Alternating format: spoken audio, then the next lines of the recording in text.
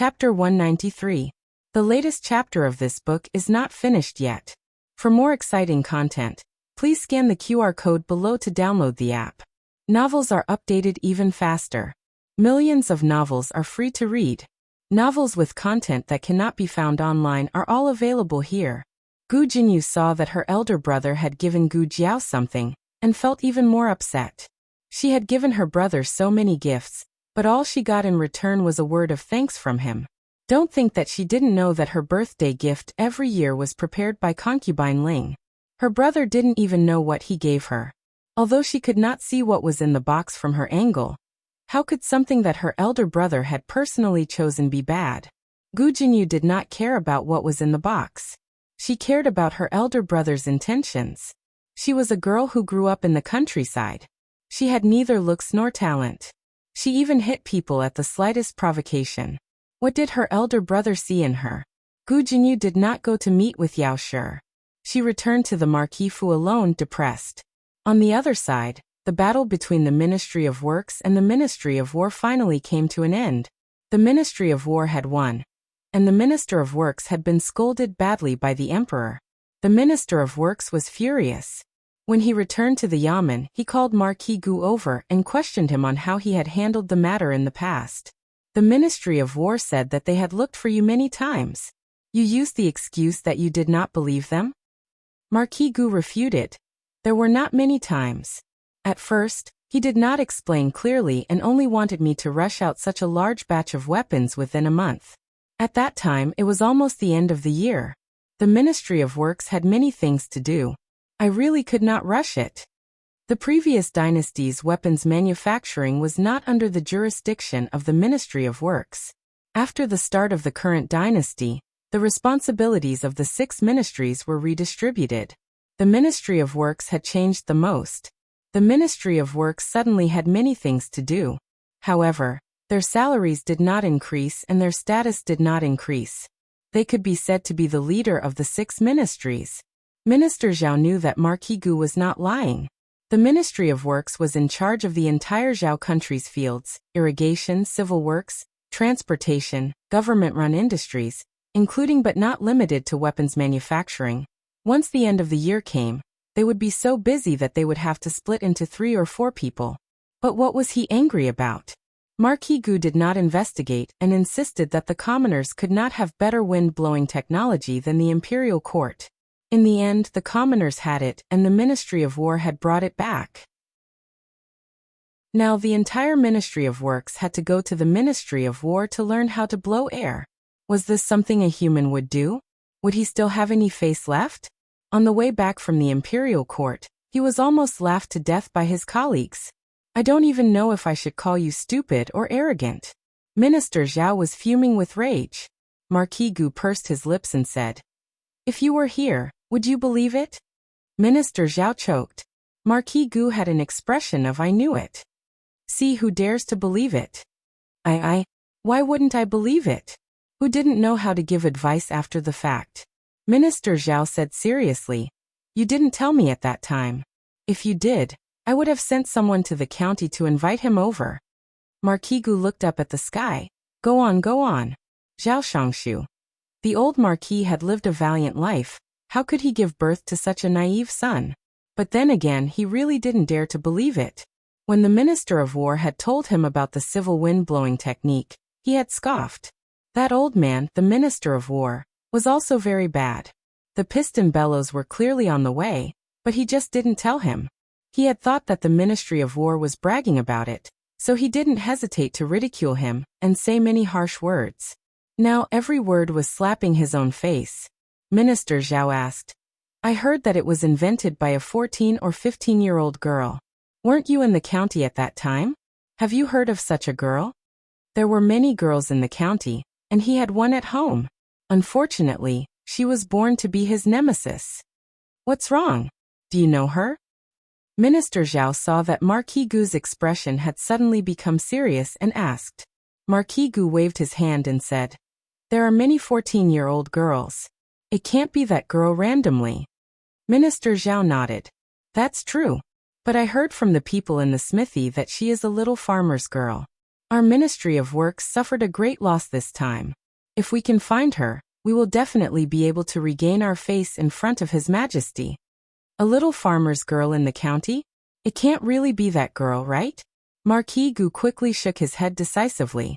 That girl was illiterate. It was more likely that she knew how to feed pigs and farm. She invented the piston bellows that could crush the Liang Kingdom's water pipes? How was that possible? Marquis Gu said. Sir, in my opinion, that girl must be a disciple or family member of some otherworldly expert. She didn't want to enter the world, so she didn't reveal her identity. Minister Zhao thought for a while and said thoughtfully, all right. I heard from the people in the smithy that her surname seems to be Lu, or Gu. The sky gradually darkened. Gu Jiao finished a day of treatment and finally went to check on Gu Qinglin's condition. Gu Qingfeng had something to ask her. Now, as long as there was meat on the table, he would think of the scene of Gu Qinglin's surgery. Those scenes were simply too shocking. If this went on, he was afraid that he would become a monk. He wanted to know if there was any medicine for this illness. However, Gu Jiao didn't give him a chance to speak and turned to leave. Hey, you're leaving just like that? Gu Qingfeng asked unhappily. Gu Jiao looked at him indifferently. Gu Qingfeng straightened his face and said, what if my brother is in danger? There's Dr. Song. Gu Jiao said. Gu Qingfeng wanted to say something but hesitated. This Dr. Song was obviously a novice. When he was injured when the brothel collapsed, Dr. Song was the one who stitched him up. The stitches were crooked and ugly, and it hurt for a long time. If you're not satisfied, you can go to another clinic, Gu Jiao said casually. She walked to the door and handed over the case to Dr. Song. She looked at Dr. Song encouragingly. This kind of serious injury to the heart is very rare. You have to cherish this opportunity to practice. Dr. Song was full of ambition. I will. Gu Qingfeng's face was full of black lines. Is it really good for your clinic to cheat people like this? Write the bill. Gu Jiao threw a bill into Gu Qingfeng's arms. Gu Qingfeng took it and looked. Why is it 1,000 taels again? Didn't you say that third brother's medical expenses were only a few dozen taels? Gu Jiao raised her eyebrows. This is not his, it's yours. Gu Qingfeng glared. What did I do? Gu Jiao spread her hands. I also gave you a needle. Gu Qingfeng flew into a rage. Then it's 1,000 taels. And you were sneak attacking me, okay? Sneak attacking me and you still want to extort me? Gu Jiao smiled evilly. Her eyes swept over Gu Qinglin. If you don't pay, you can do as you see fit. Gu Qingfeng. Yao Shi and Gu Changqing had already left. Nurse Gui, who always liked to wipe her tears, was also driven away by Gu Qingfeng. Only a servant who didn't speak much was left. At night, Gu Qingfeng and the servant took care of Gu Qinglin. Gu Jiao carried the small basket back home. Xiao Lulang and the other three all came back from the Imperial College and Qinghe Academy. The courtyard was noisy and full of the smell of home. Gu Jiao didn't sleep the whole night. Xiao Lulang didn't want her to come back and cook, so he went to cook dinner himself. As a result, he was unanimously opposed by the whole family. It was enough to be tortured by him for one day.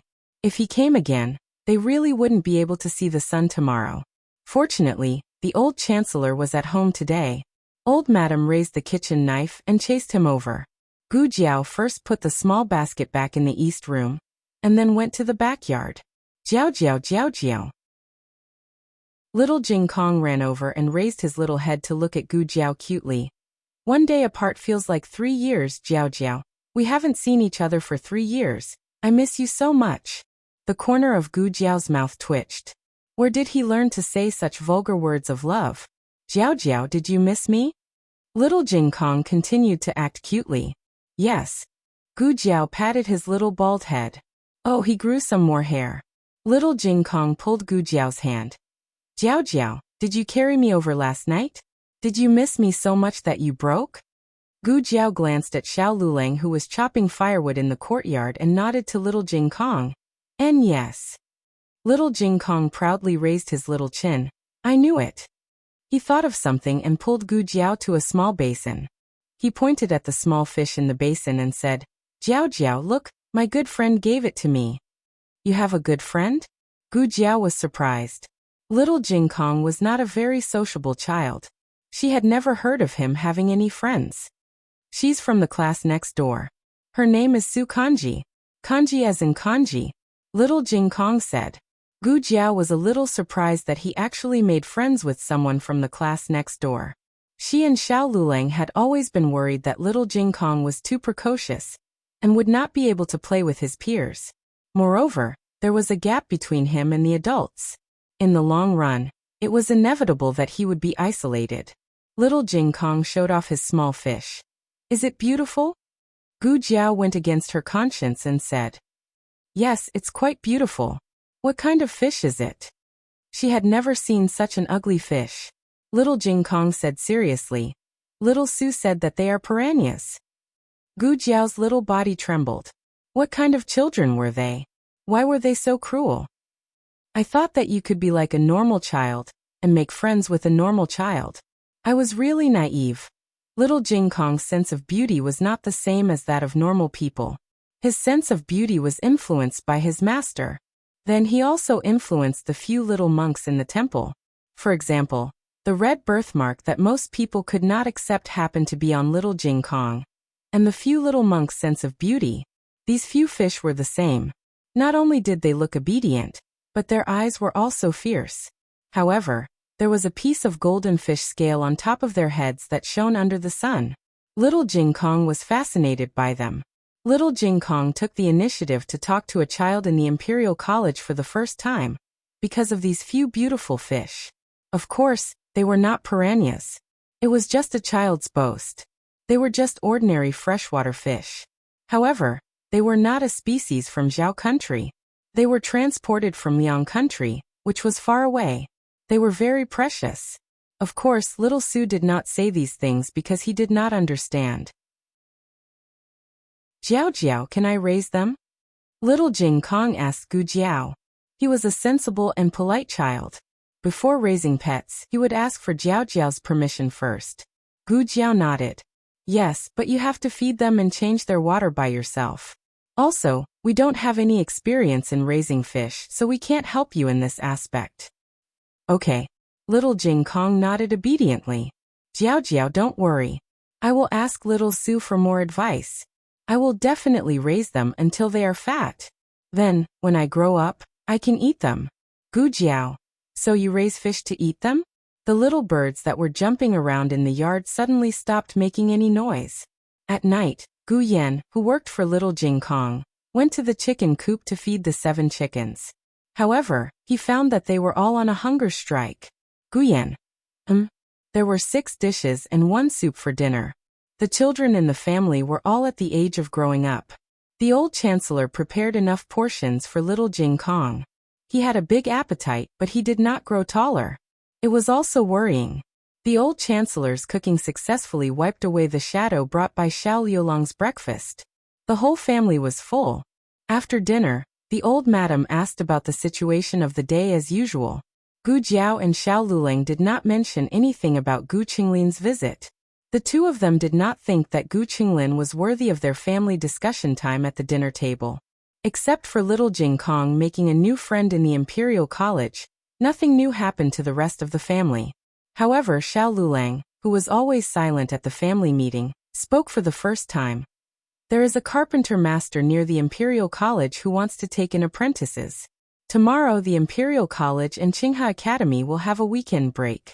I will take Xiaoshan there. Gu Xiaoshan was obsessed with wood carving. If he could find a reliable master to learn the craftsmanship, it would be a good path. Then I don't need to study anymore? Gu Xiaoshan asked excitedly. Gu Jiao and Xiao Lulang said in unison. Don't even think about it. Gu Xiaoshan. Children from ordinary families did not need to study after they had a craft. However, Xiao Lulang and Gu Jiao were both people who attached great importance to education. Their children could study after school, but they could not drop out of school to learn a craft. Gu Yan, come with us, Xiao Lulang said. Why do I have to go? Gu Yan was confused. Xiao Lulang. You have nothing better to do. Gu Yan. From now on, Gu Yan and Gu Xiaoshan would have to start a hard life of going to school during the day and learning craft at night. Little Jing Kong shook his head proudly. I don't need to learn craft. I can play. Ha ha ha. Xiao Lulang looked at him ruthlessly. From tomorrow onwards, you will have one more foreign language class. Little Jing Kong's face instantly darkened. The latest chapter of this book is not finished yet. For more exciting content, please scan the QR code below to download the app. Novels are updated faster. Millions of novels are free to read. Novels with content that can't be found on the internet can be found here. https://www.zhhbqg.com/89642_896422826/11392128. HTML Genius remembered the website address in 1 second. www.zhhbqg.com Bikuj mobile reading website. zhhbqg.com. Chapter 194. Please scan the QR code below to download the app for more interesting content. More novels are updated faster. Millions of novels are free to read. You can find all the novels that you can't find online. But aren't you going to take the Imperial examination in spring? Where do you have so much time to teach me? Don't you want to take the exam properly? Little Jing Kong wasn't easy to compromise. His words touched Gu Jiao's heart. Now the most important thing in the family was the Imperial examination in spring next month. Whether she could become the tribute scholar's wife, or not depended on Xiao Liulang's performance. Xiao Lulang, I knew you would say that. Xiao Lulang said seriously. It's not me who will teach you. It's granduncle who will teach you. Granduncle knows how to do it too. Little Jing Kong slumped on the chair soullessly. The next day, Xiao Lulang led Gu Xiaoshan and Gu Yan to become apprentices to a master. The apprenticeship process went smoothly. The master didn't ask for expensive gifts, and accepted the two disciples politely. The master's surname was Lu. He was a man with a square face. His real age was almost 50, but he looked less than 40. Gu Xiaoshan scratched his head and asked Gu Yan in a low voice. Gu Yan, have you heard of the master's name before? Gu Yan shook his head. No, I've only heard of Lu Yuan. Who is Lu Yuan? Gu Xiaoshan asked. He was a bumpkin and didn't know anything about the capital. Gu Yan explained patiently. A master. He's amazing. Although our master's surname is Lu, he has nothing to do with that master. Master Lu was the most famous craftsman in the Zhao kingdom. Even the emperor's dragon throne and dragon bed were made by him. It could be seen how important his position was in the Zhao kingdom. There were rumors that the swallow carved by Master Lu could fly, the fish carved by Master Lu could swim, and there were even rumors that Master Lu once carved a beauty. That beauty came to life and became Master Lu's wife. There were so many rumors about Master Lu that it would take more than 3 days and 3 nights to tell them all. However, this Master Lu was temperamental and eccentric. Once he offended His Majesty and was almost sentenced to death.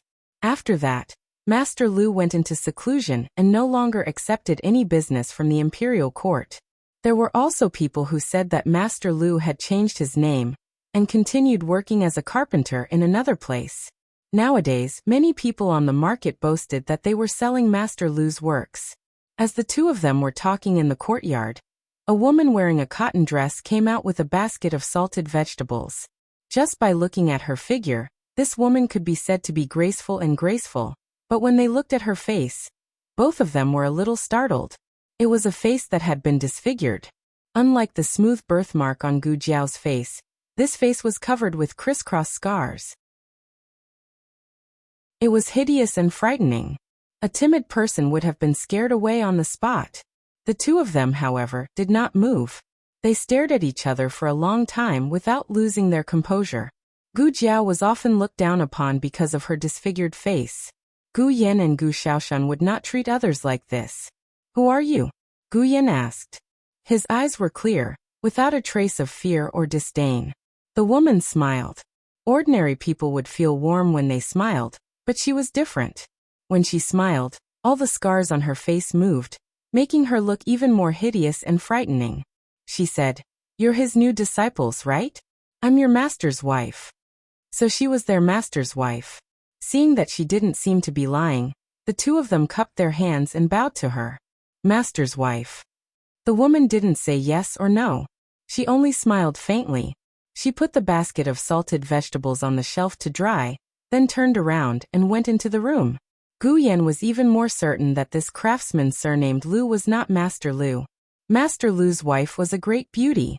Anyone who saw her would be captivated by her beauty. His aunt consort Shu was already considered a peerless beauty in the 6 palaces, but it was said that compared to Master Lu's wife, she would still be overshadowed. Gu Yan and Gu Xiaoshan waited in the courtyard for a while before Xiao Lulang and Master Lu came out. "I'll leave the 2 children to you." Xiao Lulang cupped his hands and said to Master Lu. Master Lu also slightly returned the greeting. "Young Master Xiao is too polite. I'll be going out with my wife for the next 2 days. I'll have them come back to class in 3 days." "Okay." Xiao Lulang agreed. He let Gu Xiaoshan and Gu Yan say goodbye to Master Lu before leaving in the carriage. After the 3 of them left, Master Lu was about to return to his room when he saw his wife, Nan Xiang, come out of the room. "It's windy. Why did you come out?" Master Lu walked forward and held his wife's arm with concern. Nan Xiang looked at the carriage that was gradually disappearing at the end of the alley and asked him, "Why did you suddenly agree to accept disciples? Don't you hate being a master the most?" "Alas." Master Lu sighed. "That youth called Xiao Lulang is Elder Feng's disciple. I owed Elder Feng a favor in the past. This time, I'm returning it to Elder Feng." Elder Feng accepted a disciple. Nan Xiang curled her lips. That old fogey doesn't even like great scholar Zhuang. How could he take a liking to a crippled child? The great scholar Zhuang she spoke of was the 4th master of the Zhuang family, Zhuang Xinji. A while ago, he was appointed as the provincial governor of Yuzhou, and was one of the top scholars in the Zhao country. Zhuang Xianji had always respected Elder Feng, and hoped to inherit his mantle. Unfortunately, for some unknown reason, Elder Feng didn't accept him as a disciple. "I think that boy is not bad," Master Lu said. "He doesn't seem like an ordinary country boy. How could someone that Elder Feng took a liking to be a simple person?" Nan Xiang smiled faintly, and changed the topic from Xiao Lulang. "Isn't the price too high for a favor and 2 more disciples?" Master Lu said. "Not at all. If it weren't for Elder Feng's help, I'm afraid I wouldn't have met you in my life. Elder Feng is our matchmaker. I have to repay this favor no matter what." Nan Xiang was amused. In front of outsiders, she was worried that she would look too scary when she smiled, but in front of her husband, she didn't have this concern. After she had laughed enough, she pulled her husband's hand and said, "I like those 2 children. They are much better than those who came before." Gu Xiaoshan and Gu Yan weren't the first 2 who came to ask to be apprenticed to a master. There were countless people who came before them. There was no lack of talented people among them, but Nan Xiang didn't like any of them. As long as she appeared, those people would act as if they had seen a ghost. Some people were even scared to the point of peeing on the spot. It's good that Xiang likes them. He didn't look at aptitude when accepting disciples. It was all based on his wife's liking. Even if they were stupid, he would accept them. Needless to say, that pretty boy named Gu Yan seemed to be quite stupid. "Teach them well," Nan Xiang said. "Don't fool them." Master Lu cleared his throat. "I know, madam." Although he agreed readily, he actually had a plan in mind. Carpentry was hard, tiring, and boring. Most people wouldn't be able to persevere for more than a few days. At most 3 months. He was sure that those 2 children would come to him and beg him to stop learning. Xiao Lulang and the other 2 returned to Baishui Alley. From afar, they could hear the commotion in the courtyard. It turned out that Feng Lin and Lin Qingye had come. Together with the 2 of them was a familiar face that they had met in Ping City, Du Ruhan. Ever since Du Ruhan returned to the capital, he had been locked up at home to study by his uncle. He hadn't even been let out for the new year. It was only when his aunt pleaded with his uncle that Zhuang Xianji allowed him a day off. Du Ruhan had long heard that Feng Lin and Xiao Lulang were studying at the Imperial College. He wasn't familiar with Lin Qingye and didn't deliberately ask about him. It was only when he went to the Imperial College to look for Feng Lin that he bumped into him. According to Du Ruhan's intention, since the 2 of them had finally come to the capital, He would treat them to a hearty meal at the most famous restaurant in the capital, Drunken Immortal Restaurant. At night, they would rent a pleasure boat and go for a lake tour. It was simply too carefree. However, Feng Lin and Lin Qingye were thinking about Xiao Lulang and Jiao Nyang. They missed Jiao Nyang so much that they had to come and see her. Hence, Du Ruhan was dragged over by the two of them. Xiao Lulang didn't have any feelings towards Du Ruhan, but Gu Yan and Gu Xiaoshan were very curious about the guest in the house. Jiao Nyang's younger brother. Feng Lin introduced Gu Yan and Gu Xiaoshan to Du Ruhan, then introduced Du Ruhan to Gu Yan and Gu Xiaoshan. He's my childhood playmate with your brother-in-law. You can call him older brother Du Xiao Lulang. You really don't think of yourself as an outsider. Gu Yan and Gu Xiaoshan greeted the guest. Gu Jiao went to buy groceries. Not long after the three of them returned, she also entered the courtyard. She immediately noticed that there was an additional guest in the courtyard. Obviously, the guest also noticed her. Xiao Lulang was about to introduce the guest when Feng Lin ran over excitedly and said, Jiao Nyang is back. What did you buy that's so heavy? I already said that you don't need to buy so many groceries. Little Cheng, hurry. Lin Qingye quickly came over and took the groceries in Gu Jiao's hands. Feng Lin said to Du Ruhan, This is Jiao Nyang. Then he said to Gu Jiao, Jiao Nyang, he's Liu Long's and my neighbor when we were young. The three of us grew up together. His name is Du Ruhan. You can call him Little Belly. His aunt has married and moved to the capital. Now he can be considered half a citizen of the capital. Next month, he'll be taking the imperial examination with us. Xiao Liulong's eyes were cold. You talk a lot more when you meet Jiao Jiao. Also, who is the male master of this family? Du Ruhan and Xiao Lulang were not as close to Feng Lin as they were to Xiao Lulang. Firstly, he had known Feng Lin for a longer time when they were young. Secondly, he always felt that this Xiao Lulang was not the Xiao Lulang from his childhood. In short, they were quite unfamiliar. However, Xiao Liulong's family members were quite easy to get along with. Especially Xiao Liulong's great-aunt. The story started when Du Ruhan came to visit. He was a rational person. Even though Feng Lin told him not to be too formal, he still bought some things and brought them over. Among them was a box of sugar-fried chestnuts. Old Madam liked it so much that she called Han Henin over. Old Madam didn't keep the chestnuts at home anymore. It was easy for little Jing Kong to complain, so she kept them at the old chancellor's place. Old Madam felt that this young man was very smart, and decided to bring him along. Let's play? Old Madam took out the leaf tiles that Gu Changqing gave her. The new leaf tiles were very comfortable to the touch. Old Madam loved them so much that she couldn't put them down. Du Ruhan knew about the leaf tiles. It was just that his uncle didn't allow him to play them at home. Feng Lin didn't know how to play them, but Lin Qingye did. Old Madam called Gu Xiaoshan over. Gu Xiaoshan, Old Madam, Du Ruhan, and Lin Qingye gathered a table of leaf tiles. Du Ruhan was a newbie. Reality proved that not every newbie was as lucky as Gu Changqing. After a round of tiles, Du Ruhan lost so much that he only had his underwear left. Old Madam liked him even more. Young man, you have a bright future. When it was close to lunch, someone came to the house again. I'll open the door. Little Jing Kong went to open the door. He stuck his little head out of the door and looked at the person who came. Who are you looking for? The man said, I'm looking for Xiao Lulang. Oh! Little Jing Kong was disappointed. Why didn't he come to find him? He was no longer a child without friends. Little Jing Kong slowly went to the study to call Xiao Lulang. Xiao Lulang went to the door. He looked at the man with a goatee in front of him. The man had a kind and shrewd look. He was well dressed and had good manners. But Xiao Lulang didn't know him. You are? The man cupped his hands. My surname is Wang. Young Master Xiao, you can call me Wang Yun. I've heard a lot about young Master Xiao. I'm here to visit you today. Can we talk inside? Xiao Lulang looked at him again, and brought him into his study. Little Jing Kong was also in his study doing exercises. Xiao Lulang said to him, Rest for a while. You can do it later. Little Jing Kong looked at him suspiciously. Why are you so kind all of a sudden? Xiao Lulang said, Jiao Jiao made delicious food. Little Clear Sky disappeared with a whoosh. Wang Yin laughed. Is he young Master Zhao's younger brother? He's so cute. Was he cute? That was just a facade. He was actually a naughty little monk who made people go crazy.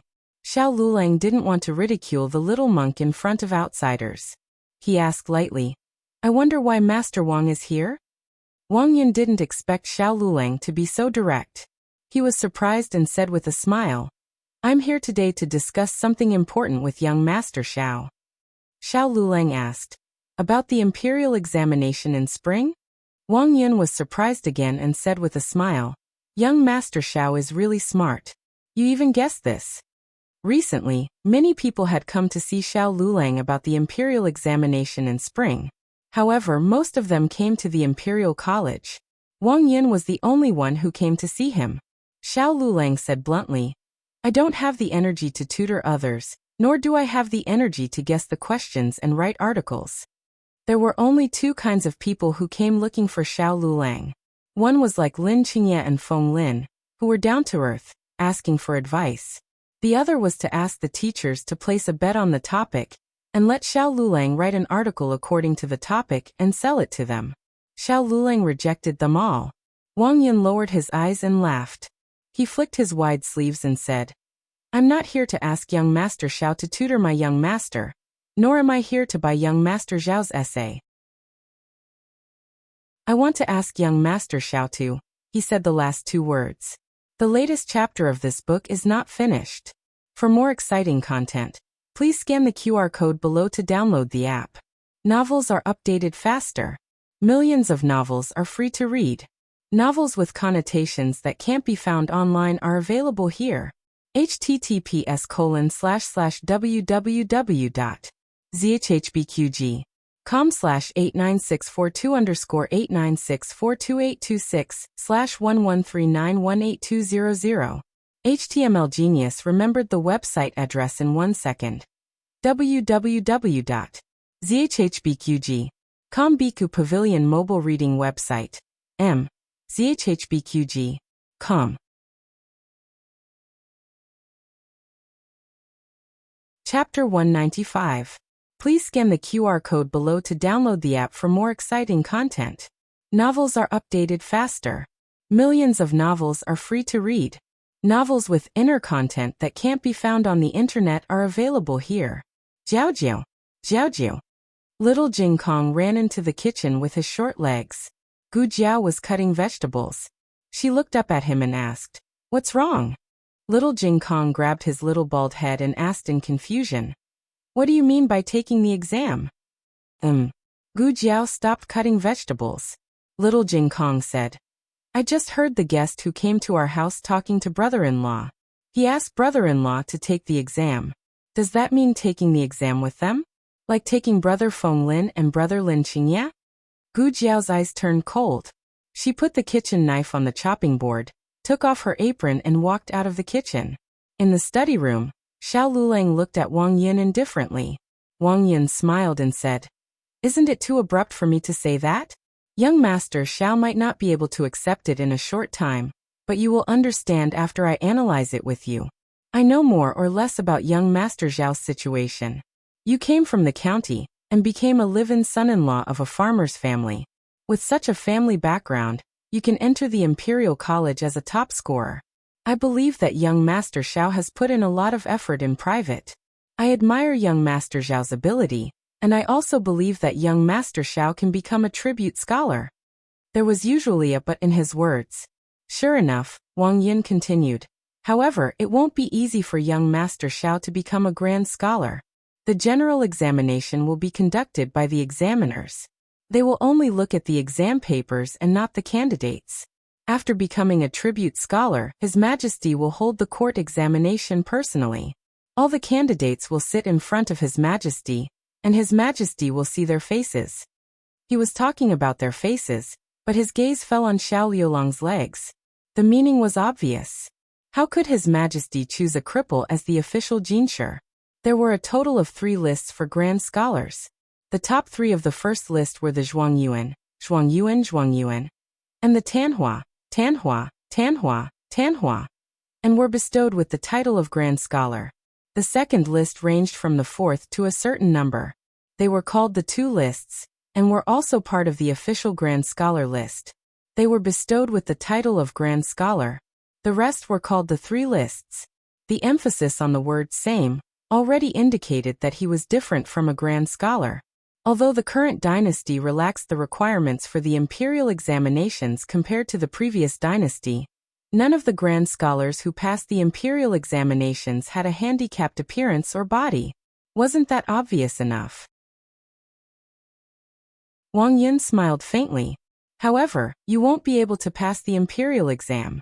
Why don't you help my young master? Xiao Lulang remained unmoved. Wang Yun continued to persuade him. Besides, you're still young. You're only 18 this year. If you really want to take the exam, you can take it 3 years later. If you study for 3 more years, you'll be better at it. That way you'll have a better chance of winning against His Highness, right? It sounded like he was thinking for Xiao Lulang, but after careful analysis, every word was looking down on Xiao Lulang. Gu Jiao's gaze was extremely cold. Behind Gu Jiao, Feng Lin, Lin Yezu, and Du Ruhan also came over to listen. They had heard of people who took the exam, but this was the first time they had encountered one. This person surnamed Wang was too disgusting. He didn't even look like he was asking for help. He had to belittle him and make him back off. It was as if this was the only way he could show off his status and wisdom. Wang Yun continued, Young Master Xiao will definitely be satisfied with the reward. Young Master Xiao can treat it as my young master using this money to buy 3 years of your time. In fact, young Master Xiao is the one who benefits. 3 more years of studying, 3 more years of learning, and a sum of money that can't be spent in a few lifetimes. Why not? More importantly, young Master Xiao can make friends with my young master. Even if he can't pass the imperial exam, my young master can still find a good official for young Master Xiao. What an arrogant tone. He even dared to say such things. What was his background? Feng Lin's face scrunched up. Although Du Ruhan wasn't close to Xiao Lulang, he was also angered by this shameless person. Xiao Lulang said indifferently, You speak so confidently. How do I know if your young master is worth making friends with? Wang Yun smiled arrogantly. My young master's surname is He. Duke Luo's wife's surname is also He. When Wang Yun came out of the room, Gu Jiao and the others were no longer in the central room. Wang Yun cupped his hands at Xiao Lulang. Young Master Xiao, why don't you consider it carefully? I will come back to ask you for an answer in 3 days. Halfway through the game, half of the mahjong players had run away. The old lady was depressed. In the kitchen, Du Ruhan, Lin Qingye, and Gu Jiao had a small meeting with Feng Lin and Du Ruhan. The few of them sat on the small bench. Du Ruhan said, Duke Luo's residence is the only aristocratic family in the capital that can stand shoulder to shoulder with Marquis Xuanping's residence and the Zhuang family. There was also the Lu family in the past. If this candidate surnamed he is really from Duke Luo's family, then he really has the right to say such big words. With the power of the Duke Luo's residence, it was easy for Xiao Lulang to be a small official in the capital. In fact, it was faster than Xiao Lulang studying by himself. Why do I feel that Wang Yun looks a little familiar? Feng Lin rested his chin on his hand and was deep in thought. I think I've seen him somewhere before. Du Ruhan frowned. Now that you mention it, I think so too. He Jinghong, Lin Qingye said. Du Ruhan had no impression of this name, but Feng Lin remembered it immediately. It's him. Who? Gu Jiao asked. The head of the Pingqing examination. Feng Lin said. This happened when Xiao Lulang was taking the county examination. Xiao Lulang was the head of the examination in both the county and capital examinations. However, he missed the chance to be the head of the examination in the 3rd round of the college examination, because someone had swapped the 8-part essay paper. Feng Lin paid special attention to the head of the examination in that round. The name was He Jinghong. Of course, he did not see him in person. Lin Qingye was not in Pingcheng during the child examinations. He only knew about He Jinghong because not long after, in June, He Jinghong also came to the province to take the examinations. He Jinghong stayed in the same inn as him, Xiao Lulang and Feng Lin. I remember now. He stayed next door. Feng Lin said. At first, I didn't know that he was He Jinghong. I accidentally heard someone calling him. The one surnamed Wang is his family's steward, and he has appeared with him a few times. Feng Lin was someone who could not keep secrets. Since the head of the college examination was staying next door, he told Xiao Lulang, Du Ruhan, and Lin Qingye about it. Feng Lin said, "At that time, I even joked that this guy might have bribed the examiner to swap Liulang's examination paper." This guess was not without reason. Xiao Liulang's performance was too outstanding in the early stages. He was the best candidate for the head of the examination. There were only two types of people who could benefit from pulling him down. One type was those who were just above the line. As long as they could pull down someone who was sure to be in the top 50, their chances of passing the county examination would be much higher. The other type was those whose results were on par with Xiao Liulang's. If Xiao Lulang was pulled down, he would be the first. However, there was no evidence, so they could only give up. Moreover, Xiao Lulang himself did not care. Although Xiao Lulang did not care, it did not mean that Gu Jiao did not care. Gu Jiao's eyes flashed dangerously. "What did you get in the provincial examination?" 11th. Lin Qingye said. He remembered very clearly because he did not think that he would pass the provincial examination. He did not know how many times he had secretly read the examination paper at home. From first to last, he could recite it backwards. Feng Lin's provincial examination score was 17. He was 6 places ahead of Feng Lin. In Yuzhou it might be okay, but in the capital, it was not enough. The capital was filled with top scorers. Who would care about a provincial capital's 11th? He Jinghong did not even pass the Imperial College. It was very likely that he would not pass the Imperial examination. As long as he passed the Imperial examination, the Duke Luo's household would have the power to control him. Although the court examination was hosted by the emperor, it was actually the deepest pool of water. It was true that the emperor hosted the court examination. The emperor could kick out the candidates he did not like on the spot. He could also remember the candidates he liked. However, it was impossible for the emperor to mark all the candidates' examination papers alone. The examination papers were still marked by the court officials. They would pick out a dozen or so outstanding papers. The emperor would look through them one by one or interview them. Then he would choose 3 first-rank grand scholars. At this point, it was the game between the emperor and the court officials.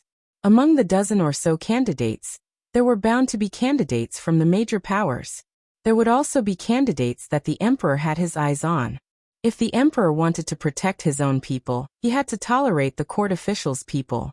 Otherwise, if the court officials ranked the candidates the emperor had his eyes on outside of the top 10, the emperor would not even have the chance to promote them. Even if these people did not squeeze into the first-rank or first-rank lists, they were still official second-rank grand scholars. There was no risk of them becoming third-rank grand scholars. Of course, the court officials could not go overboard. If they stuffed an idiot into the examination, the emperor would still be angry. For someone like He Jinghong, one could say that he was not talented. He was, but he was not outstanding enough. Moreover, he had achieved good results all along. If he could achieve outstanding results in the general examination, wouldn't it be more logical for him to be sent to the court examination? Is the emperor so cowardly? Gu Jiao asked.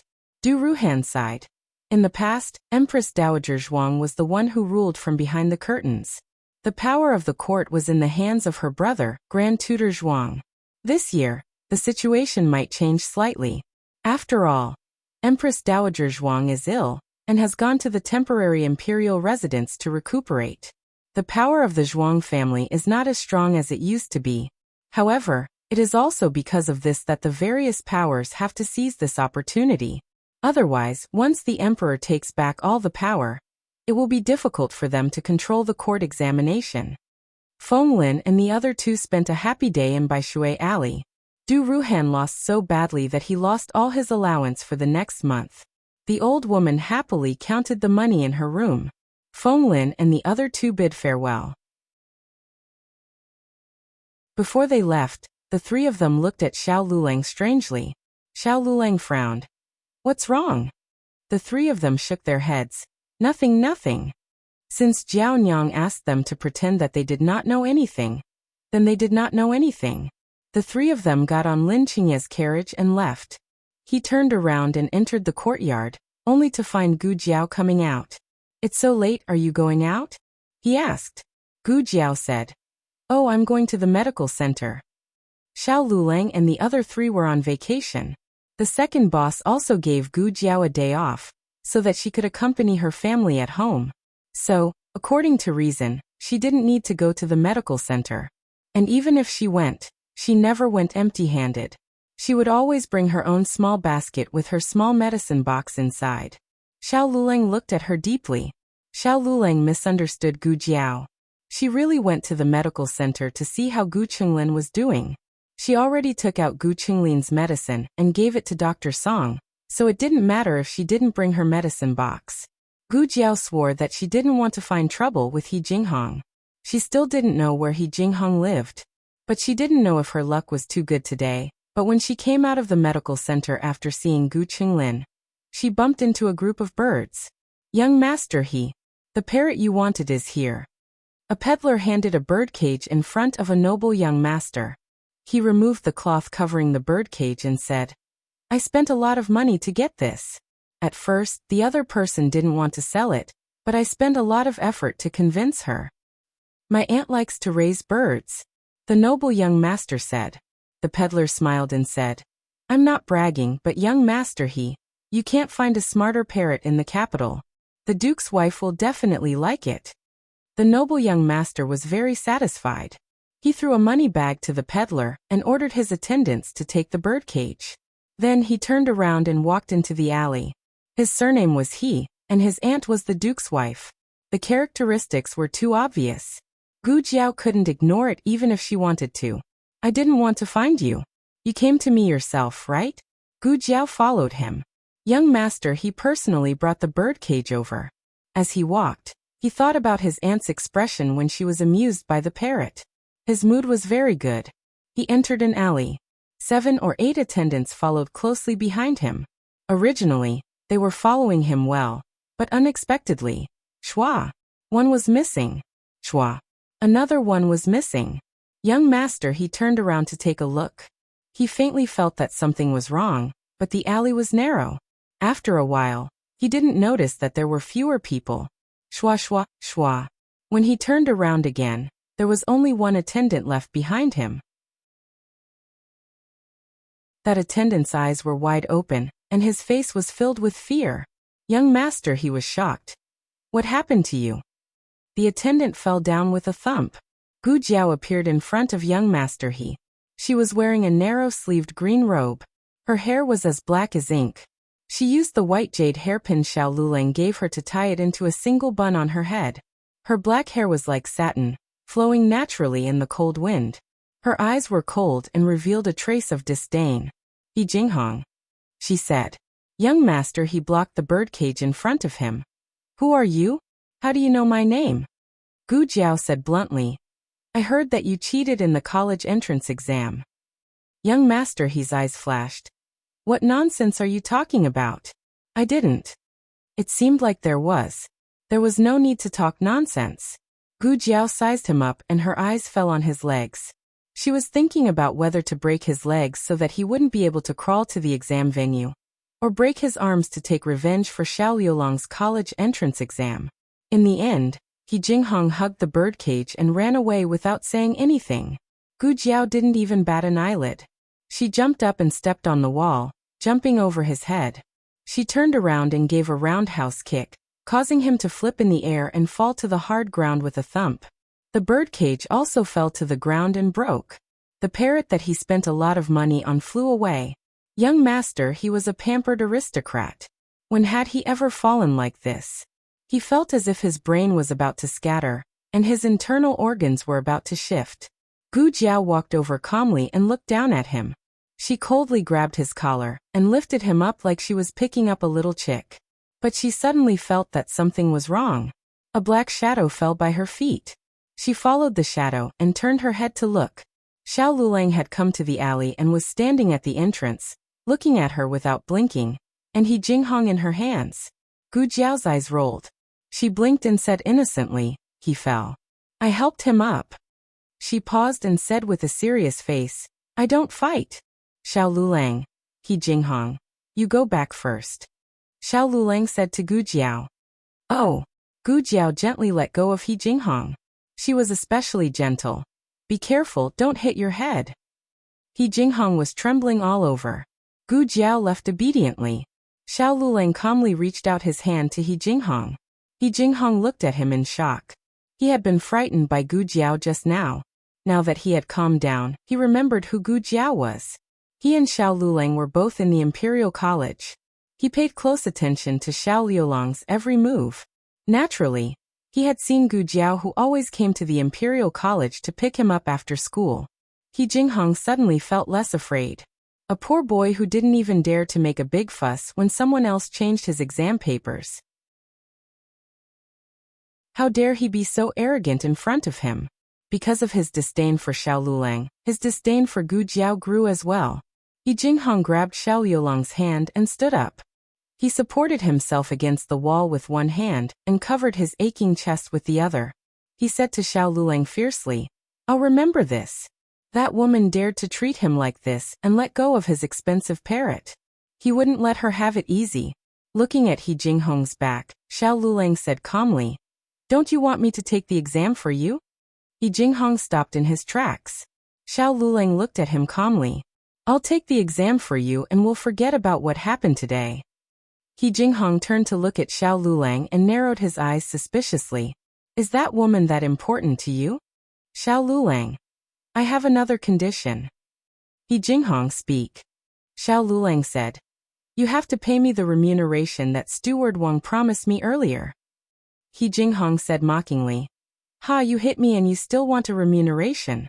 Xiao Lulang looked at him coldly. If I hadn't hit you, I wouldn't have agreed at all.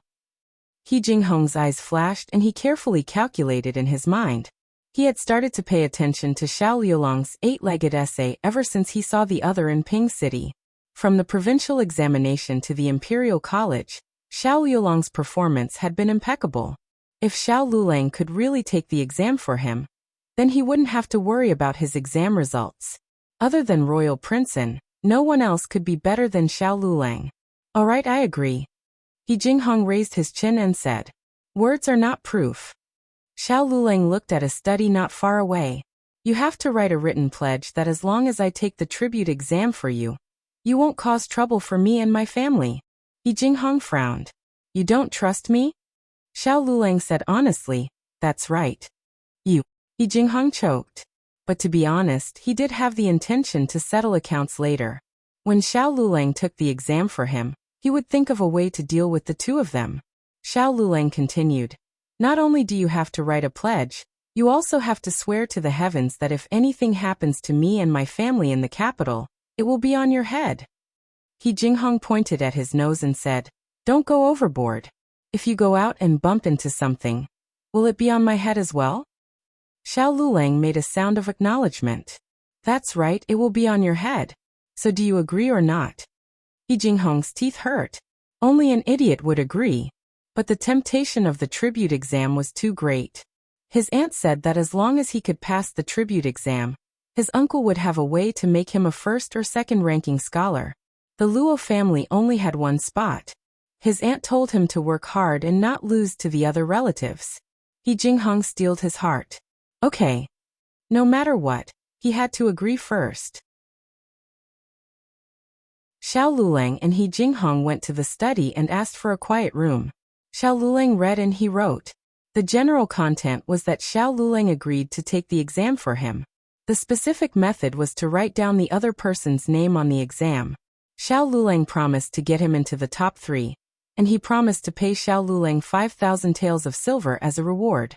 You can't kill the donkey after it has outlived its usefulness and cause trouble for me and my family. You can't take the reward back. You can't find someone to steal it back. You can't rob it back. He Jinghong. Finally, a contract was written and He Jinghong signed it. Xiao Lulang also signed it. He Jinghong said coldly, What if I can't get into the top 3? Xiao Lulang interrupted him. I'll refund you half of the reward. If I can't get into the tribute exam, I'll refund you all. He Jinghong snorted coldly. That's more like it. There were 2 copies, one for each side. He Jinghong paid half of the deposit first. After the results were released, the rest of the reward would be calculated according to the results. After putting away the document, He Jinghong stood up and patted Xiao Liulang's shoulder with satisfaction. Do well, and don't let me down. Xiao Lulang curled his lips. Don't worry. Xiao Lulang rarely smiled, but when he did, it was mesmerizing. Even a man like He Jinghong was stunned. He quickly came back to his senses and cleared his throat uncomfortably. He turned around and left.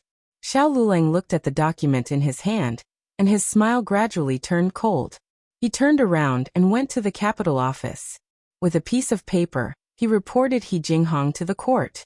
Before He Jinghong could return to the Duke's public house, he was arrested by the officials of the capital office. He Jinghong was stunned. What was going on? Yes, it's him. He forced me to write a contract and asked me to take the exam for him. He even threatened me and said that if I didn't agree, he would make my family suffer. In the court, Xiao Lulang said with a pained expression. Xiao Lulang had the title of a high scholar, so he didn't need to kneel. He Jinghong didn't need to kneel either, but he was too agitated. The officials forced him to kneel on the ground in a fit of anger. He Jinghong was going crazy. How could he lie through his teeth like that? Who was the one who forced him to write a contract? Xiao Lulang sighed. He said that his aunt is the famous duke's wife. I can't win against him.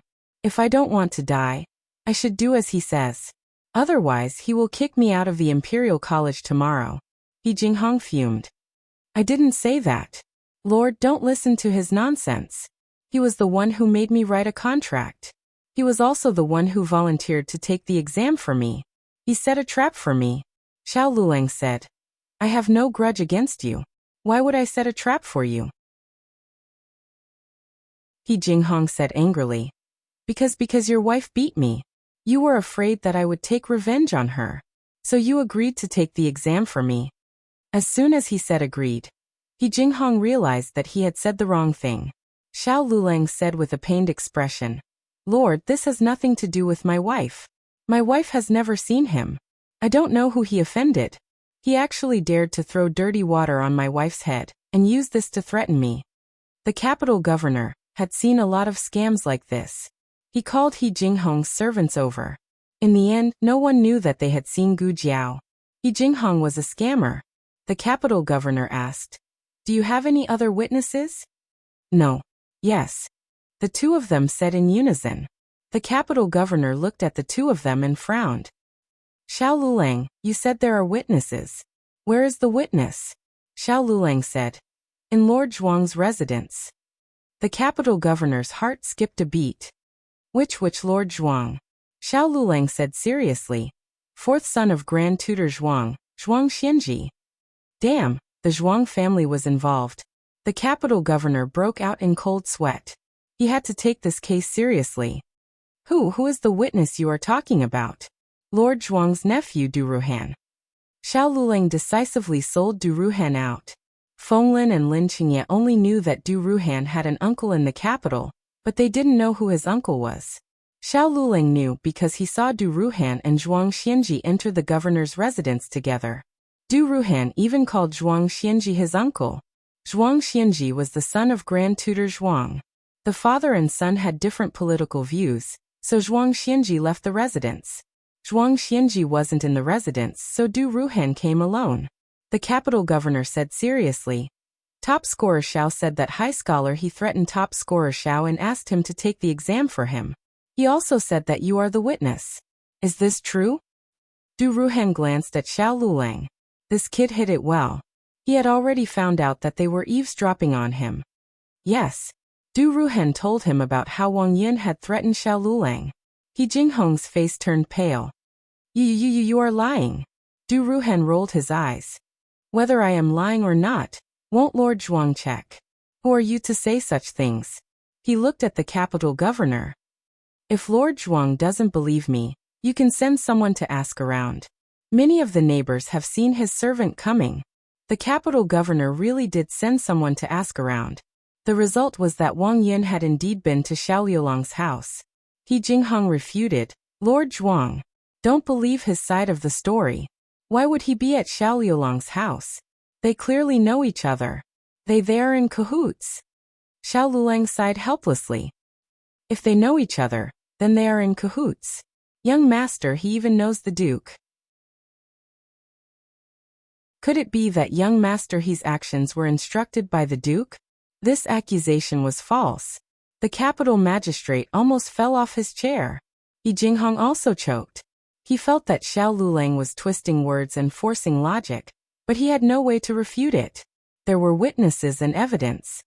Yi Jinghong could not escape the crime of cheating in the spring examinations. Cheating in the imperial examinations was a serious crime, especially when it was used to extort and coerce others.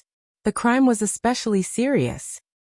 Yi Jinghong could forget about stepping into the examination hall for the rest of his life. Since he could not take the imperial examinations, he could only be abandoned by the Duke Luo's household. The Duke would not ruin his own reputation for an abandoned son. Yi Jinghong also did not have the ability to find trouble with Gu Jiao. This matter was quite big. When night fell, Gu Jiao also found out about it. The two of them took a walk in the courtyard. Gu Jiao asked him, "Aren't you afraid of putting yourself in danger?" After all, he had also signed the document. If he encountered a muddle-headed capital governor, he could be convicted as well. "What about you?" Xiao Lulang asked in return. Gu Jiao did not say anything. After a while, she said seriously, "I said that I only helped him up." Xiao Lulang raised his eyebrows. "Oh, then Luo Du and Zhao Rui. You also just happened to help them up? Then you helped them up until they couldn't get out of bed for a few months?"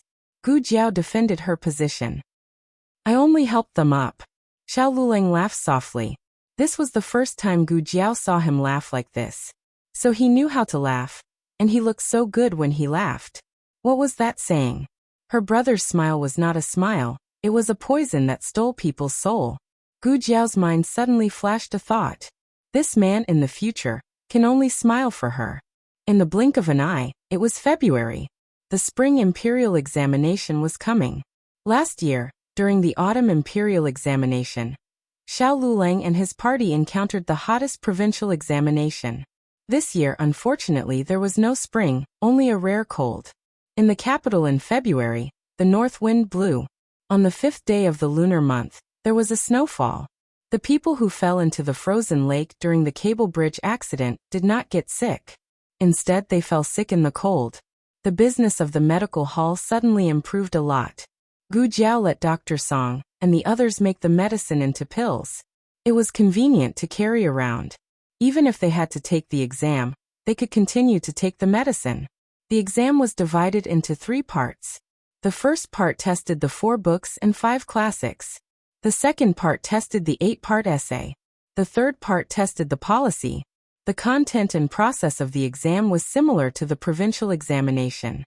They had to enter the exam a day before and leave the next day. The first day to enter the exam was the 8th. Gu Jiao woke up early. The latest chapter of this book is not finished yet. For more exciting content, please scan the QR code below to download the app. Novels are updated at a faster rate. Millions of novels are free to read. Novels with content that can't be found online are all available here. https://www.zhhbqg.com/89642_896422826/113891225. HTML Genius remembered the website address in 1 second. www.zhhbqg.com Bikugo mobile reading website. zhhbqg.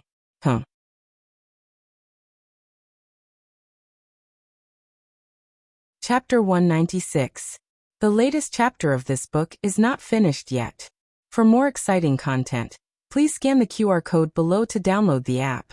The novel will be updated more quickly. Millions of novels will be read for free.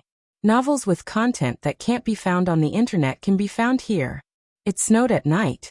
When she woke up in the morning, there was a layer of ice on the ground, and it was slippery. Gu Jiao was already prepared.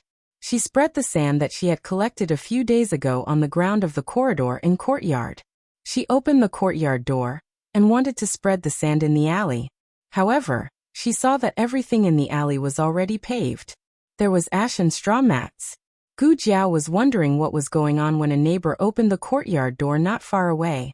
A head popped out from inside and smiled at Gu Jiao. Lulang is going to take the exam, right? Aunt Lu. Gu Jiao greeted. She was one of the old lady's mahjong friends, and had come to the house a few times. Gu Jiao understood that the road was paved by the neighbors. The materials used by each house were different, so the road was colorful. She always thought that their family was isolated, but the old lady had integrated their family into the alley. Gu Jiao thanked her. After that, a few more neighbors opened their doors and said auspicious words like wishing Xiao Lulang a high school student. Gu Jiao thanked them one by one. Her gratitude came from the bottom of her heart. They weren't Xiao Liulang's family and had no obligation to do this for Xiao Lulang. Their kindness wasn't due to duty, but due to friendship. Of course, it was also thanks to her grandaunt. If her grandaunt didn't get along well with them, and told them that Lulang was going to take the exam, they probably wouldn't even know that there was such a person in the alley. Every household also hung lanterns under the corridor, illuminating the alley brightly. Usually this was only done during the new year. Gu Jiao curved her lips. She liked the capital. Xiao Lulang also got up, and the two had a simple breakfast. They knew that they would get up early and go out, so they let little Jing Kong sleep in the old lady's room last night. The carriage was already waiting at the entrance of the alley. However, it wasn't the old chancellor's carriage but Marquis Xianping's. Steward Lu saluted Xiao Lulang and Gu Jiao and said with a smile, "Young master, young madam, please get in the carriage." Not far away, Lu Quan stood beside another carriage with an aggrieved expression. He had arrived a step too late, and had been snatched away by this bastard. Although they both had the same surname, they were not related. The iron hooves and wheels of the Marquis of Xuanping's Fu had anti-skid treatment, according to the standards of war. They could charge and break through enemy lines in a world of ice and snow. So this kind of road condition was naturally not a problem. Xiao Lulang did not refuse. He first ordered the carriage to go to Lin Qingye's residence to pick up Lin Qingye and Fenglin. After that he went straight to the tribute court. Countless carriages and horses skidded on the road, but the carriage of the Marquis of Xuanping's estate rode like it was on flat ground, arriving at its destination without being affected in the slightest. They were the first batch to arrive. The rest of the examinees were probably delayed by the road conditions. Gu Jiao lowered the curtain and said, "Fortunately, we're only entering today." Xiao Lulang nodded his head. Gu Jiao had inspected him once before leaving. Now she took out his bag and inspected it a second time. Xiao Lulang had to spend 3 days and 2 nights inside. He was not allowed to bring along silver charcoal or hand stoves. Gu Jiao could only put some thought into his clothing and food. Gu Jiao prepared a jar of dried chili for the 3 of them. If it was really cold, they could chew on some dried chili. After all, the room was so small that they could not get up and run around. There was no need to guard against mosquitoes in the winter, but they had to guard against the cold. Gu Jiao also packed cold medicine for the 3 of them, the kind that would not cause them to doze off. There was also frostbite cream. The seats for the examination were not assigned according to results. They were drawn on the spot. The 3 of them saw that it was about time, and went down together to draw lots. The tribute court in the capital was much larger than the local tribute court. There were a total of 4 examination rooms in the north, south, east, and west. The 3 of them had drawn 3 examination rooms. Xiao Lulang was in the 5th examination room in the east examination room. The examination room was the same size as the local examination room, but the walls were a bit cleaner. There were still 2 wooden boards in the examination room. One was used as a table, and the other as a bench. When sleeping, the 2 boards were put together to form a bed. The bedding was provided by the tribute court. After all, it was a cold day. It would not be good for the examinees to catch a cold. This examination was supervised by the Ministry of Rights and graded by the Hanlin Academy. As early as yesterday, the Hanlin Academy graders had already entered the inner hall of the tribute court. Just like the provincial examination, they could not leave until all the examination papers were finished.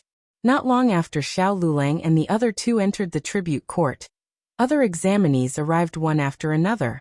Du Ruohan was not slow either. He was the 20th person. Gu Jiao also gave him a small medicine bag. Du Ruohan politely thanked her, but did not take it seriously. What kind of joke was this? He was in such good health, how could he get sick? After giving the medicine bag to Du Ruohan, Gu Jiao did not need to stay any longer. Let's go, Gu Jiao said. Steward Lu asked from the outer seat. Where does young madam want to go? The medical center, Gu Jiao said. Half a month had passed, but that brat Gu Qinglin still had not been discharged. Gu Jiao planned to drive him away. Steward Lu's attitude towards Gu Jiao had greatly changed. Gu Jiao did not ask why, but from Xiao Liulong's attitude, it was not hard to guess that this illegitimate child had already met with Marquis Xianping. Moreover, Marquis Xianping's attitude towards him was not too disrespectful. Otherwise, Steward Lu would not have changed his attitude so quickly. At this time, they were not in a hurry. The carriage slowly moved along the main street. Gu Jiao curiously admired the scenery along the way. She had never been to this area before, so it was quite fresh. Just as she was enjoying the scenery, Steward Lu suddenly smiled and said, Young madam, how did you and the young master meet? Gu Jiao said, Your Marquis Xianping's residence is so powerful.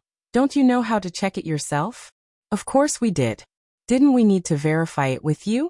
Steward Lu had already figured out the reason for his master's loss of composure. This illegitimate child Xiao Lulang actually looked very similar to the young marquis who had passed away. Their ages also matched. It was just that the young marquis's birthday was in the 12th lunar month, and Xiao Liulong's birthday was in the 1st lunar month. In fact, the interval should have been longer, but the young marquis was born a month premature. He said to the marquis, They are both your flesh and blood brothers. It's not strange that they look alike. Could it be that the young marquis who had passed away came back to life? His master clearly understood this, but he still wanted to ask around. Steward Lu smiled and said, Young madam, when you saw the young master, did he have a mole under his right eye? No, Gu Jiao said. Steward Lu said, You don't have to answer so quickly. Think carefully. Gu Jiao said, I see him 180 times a day. Do I still need to think about whether or not he has a mole on his face? Steward Lu was rendered speechless by this. Steward Lu thought that not only did he underestimate the young master, he also underestimated this young madam. She didn't have any of the poor temperament of a poor child. She wasn't easy to handle and wasn't easy to fool. It was true that if they weren't of the same family, they wouldn't enter the same house. The carriage drove on the streets of the southeast district. Because of the exam, several main streets were closed and only examinees were allowed to pass. They couldn't go back the way they came. They changed the street. The shops on this street were very novel, and gave people a feeling of red flowers and green willows. What is that? Gu Jiao pointed to a loft on the left and asked. Steward Lu said, Young madam, are you talking about the Jade Fragrance brothel? That's a brothel. Was this the brothel of the ancient times? After being here for so long, she still hadn't seen one. Gu Jiao opened the curtains slightly and curiously looked at the brothel in front of her. Steward Lu turned his head and saw her excited expression. He frowned slightly. Shouldn't girls avoid brothels like the plague when they hear about it? Why did you take a fancy to it? You didn't even blink? What kind of building is that? Gu Jiao pointed to another two-story shop and asked. Steward Lu said, Is it the Cloud Entertainment Hall? It's a theater. Are they here to listen to the theater? Gu Jiao asked. Steward Lu paused and explained. Men are here to listen to the theater. Gu Jiao, oh. The Imperial College was one of the most important schools in the Zhao country. It didn't allow this kind of place to indulge in a life of luxury. Gu Jiao hadn't even seen a gambling house or a martial arts hall, let alone a brothel or theater. Is that a gambling house? Gu Jiao pointed to a shop with a large gambling character hanging in front of it. Steward Lu. Yes, young madam. What about that one? It's also a gambling house. Why isn't there a gambling character written on it? It's a gambling house with a relatively high status. What about this one? An auction house. Gu Jiao asked for a few more places. They were either brothels, martial arts halls, or gambling houses. Her eyes were bright, as if they were emitting green light. Steward Lu. Young madam, Is it really okay for you to be like this? When the Marquis asks later, it really wasn't me who led you astray. After crossing this street, the shops became much more serious. Gu Jiao lost interest. She yawned and put down the curtain. Steward Liu, who had carefully chosen the most noble street in the capital for Gu Jiao and had even planned to be a tour guide, was speechless. When they reached the end of the street, a burst of shouting and quarreling attracted Gu Jiao's attention. Gu Jiao opened the curtain a little and looked at the shops on the street. What is this place? This is the Qingfeng gang. Steward Liu said. Gu Jiao poked her little head out. It seems very lively. What are they doing? Steward Liu helplessly closed his eyes. Betting for the metropolitan examination. Young madam, can you not always be attracted by these shady things? What kind of bet for the metropolitan examination? Gu Jiao asked. Ranking. Steward Liu said. There were many similar gambling houses in the capital, but the most sensational one was the Spring Imperial Examination, which was held once every 3 years. All the major gambling houses in the capital would open the door for everyone to bet. There were all kinds of bets. The most popular ones were the Huiyuan and Zhuangyuan, followed by the Tanhua, Zhuangyuan, the top 10 in the Metropolitan Examination, the top 10 in the Palace Examination, and so on. The higher the ranking, the more expensive the lowest bet.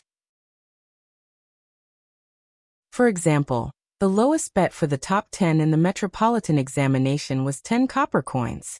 But the lowest bet for the top 10 in the Palace Examination was 100 copper coins. It wasn't that the more expensive the bet, the more the bet. It mainly depended on the number of people betting. If everyone bet on the same person, then the odds for that person would be extremely low. The most popular person this year was Princeton. From the Huiyuan to the Zhuangyuan, everyone bet on him. In comparison, the competition for the second and third place was more intense. The Chen family's disciple, the Luo family's concubine-born son, the Zhao family's legitimate son. Gu Jiao even saw Du Ruhan's name on the betting list. Gu Jiao scanned from beginning to end. Not to mention the palace examination. She didn't even see Xiao Liulong's name in the metropolitan examination. What was going on? Her husband wasn't even worthy of being in the top 10? Young madam. Steward Liu followed behind Gu Jiao with a worried expression. Although all the major gambling houses in the capital had set up gambling games, the Cool Breeze house was different. It was actually an elegant place where people could drink tea, taste wine, and enjoy delicious food. One could even listen to storytelling and singing. The top-notch nobles and celebrities of the capital gathered here. Although his young madam was the daughter of the Marquis, she grew up in the countryside. He was afraid. To put it bluntly, Steward Liu was worried that Gu Jiao wouldn't be able to show her face. He wasn't afraid of losing face for the Marquis of Xianping since the Marquis was already shameless. But if she lost face and attracted the ridicule of others, she would be the one suffering. Gu Jiao left in a hurry and didn't bring any money. She turned to look at Steward Liu. Did you bring any money? Steward Liu was stunned. Gu Jiao reached out her hand and made a gesture of taking out money. Steward Liu didn't bring much. He only brought a few pieces of silver. Including the coachman's money, he only brought 10 taels. Gu Jiao walked into the Qingfeng gang. The waiter came forward and asked politely, "Miss, are you here to bet or to drink tea?" "I'll bet," Gu Jiao said. To be honest, Gu Jiao's clothes weren't luxurious. But every year at this time, there would be many commoners who came to bet. Compared to those people, Gu Jiao only had an extra red patch on her face. The waiter was knowledgeable and didn't lose his composure. He enthusiastically led Gu Jiao to the betting table and asked her, "Which master do you want to bet on?" The people who participated in the exam were all scholars with scholarly achievements. It wasn't wrong to call someone a master. Gu Jiao said, "The person I want to bet on, you don't have it on the list." "Which one do you want to bet on?" The waiter said with a smile. Gu Jiao said, "Huiyuan and Zhuangyuan." "Oh, isn't it on top? Look." The waiter pointed at the list hanging in the middle of the hall. Below Huiyuan and Zhuangyuan were Royal Prince N's names. Of course, there were also a few other examinees' names. But it was obvious that those examinees were there to serve as a foil for Royal Prince N. There were very few people who placed their bets and they were all actors. Gu Jiao said, "There's no examinee I want to bet on." The waiter said, "Then, who do you want to bet on?" Gu Jiao said, "Xiao Lulang from the Imperial College." The waiter expressed that he hadn't heard of him. Xiao Lulang had a certain amount of fame in the Imperial College. After all, there weren't many new students who were directly promoted to the Hall of Character. There were only 2 this year. One was Royal Princeton and the other was Xiao Lulang. Furthermore, Xiao Lulang almost always ranked first in the subsequent examinations. He even had a conflict with Zhang Sai, causing him to become infamous. However, those were all internal matters of the Imperial College. Outside of the Imperial College, who would recognize him? In the capital, there were countless aristocratic families and famous scholars. Although they might not be as outstanding as Royal Princeton, they definitely weren't someone a poor country bumpkin could compare to. I want to bet on him. If he doesn't have it, I'll go to another place. Gu Jiao said and really turned to leave. This was a business with no loss. If his name wasn't on the list, it meant that he was bad. The waiter wouldn't miss out on this business. He quickly called out to Gu Jiao and said with a smile, "Miss, don't go. I'll help you write your name. How much do you want to bet?" The lowest bet for the top 10 is Hui Yuan, Zhuang Yuan, and Big 3 Yuan. Gu Jiao said. The waiter was stunned. You want to bet on that person? Gu Jiao nodded seriously. The waiter looked at her as if she was an idiot. All right. He really didn't know where this little idiot came from. This kind of bet was clearly going to be wasted. The waiter said, Hui Yuan is 1 tael of silver per bet. Zhuang Yuan is 5 taels of silver per bet. How much do you want to bet? Gu Jiao said, all of them. Gu Jiao bet 5 on Hui Yuan, and 1 on Zhuang Yuan. It was exactly 10 taels of silver. They were all Xiao Liulong's name. At this point, Xiao Liulong's name finally appeared on the betting list. Steward Lu shook his head. 10 taels of silver. His 10 taels of silver had been wasted just like that. He really didn't know where the young mistress got her confidence from. She thought that the young master could beat all the other scholars in the capital and become number 1. Even if she only bet on the top 10, it would be fine. Hui Yuan? Zhuang Yuan? She really dared to dream. Steward Lu followed and whispered to Gu Jiao, Young mistress, can we leave now? Gu Jiao paused and suddenly looked at the list that was covered by a translucent curtain. What list is that? That. Steward Lu frowned. The waiter cleverly walked forward and said with a smile, That's the flower hairpin list. You can also bet on it. What's the flower hairpin list? Gu Jiao asked. The waiter said, The flower hairpin list is a list of the girls. It's the last list to be announced. The examinees who pass the imperial examinations will participate in the court examinations that His Majesty will personally host in the 4th month. Those who do well in the court examinations will be appointed as first-class scholars by His Majesty. They are also known as Zhuang Yuan, and Tanhua. These 3 can wear flowers and parade through the streets. Their flowers can be given away as gifts. Right now, everyone is placing bets on who will be able to obtain a first-class scholar's flower. Can I only get 1? Gu Jiao blinked and asked. The waiter's mouth twitched. What do you mean only 1? Do you know how hard it is to obtain 1? This flower was bestowed by His Majesty and had a special meaning. Most Zhuang Yuan, and Tanhua would not be willing to give it away. Thus, the girls would fight over it. There were some who managed to get it, but that was too embarrassing for the court. Thus, the court forbade fighting over it. There were only 2 ways to obtain a first-class scholar's flower hairpin. The first was for the other party to willingly give it away. The second was for the other party to issue a challenge. The other party could accept or reject the challenge. If the other party lost, they had to give the flower hairpin away. The waiter sighed. Miss, think about it. How talented are the people who can pass the first-class scholar exam? Who can challenge them? Don't even mention challenging their martial arts. They can refuse to accept challenges that they are not skilled in. Thus, unless they are willing to give it away, it has to be a smart girl like the Crown Prince Consort. At the mention of the Crown Prince Consort, the waiter couldn't help but add, Miss, you don't say. There really was someone who obtained 2 flower hairpins. Gu Jiao said calmly. That crown prince consort? The waiter said with a face full of admiration. That's right, it's her. She challenged 2 first-class scholars in a row and won both of them. His Majesty said that she was born as a wrong girl.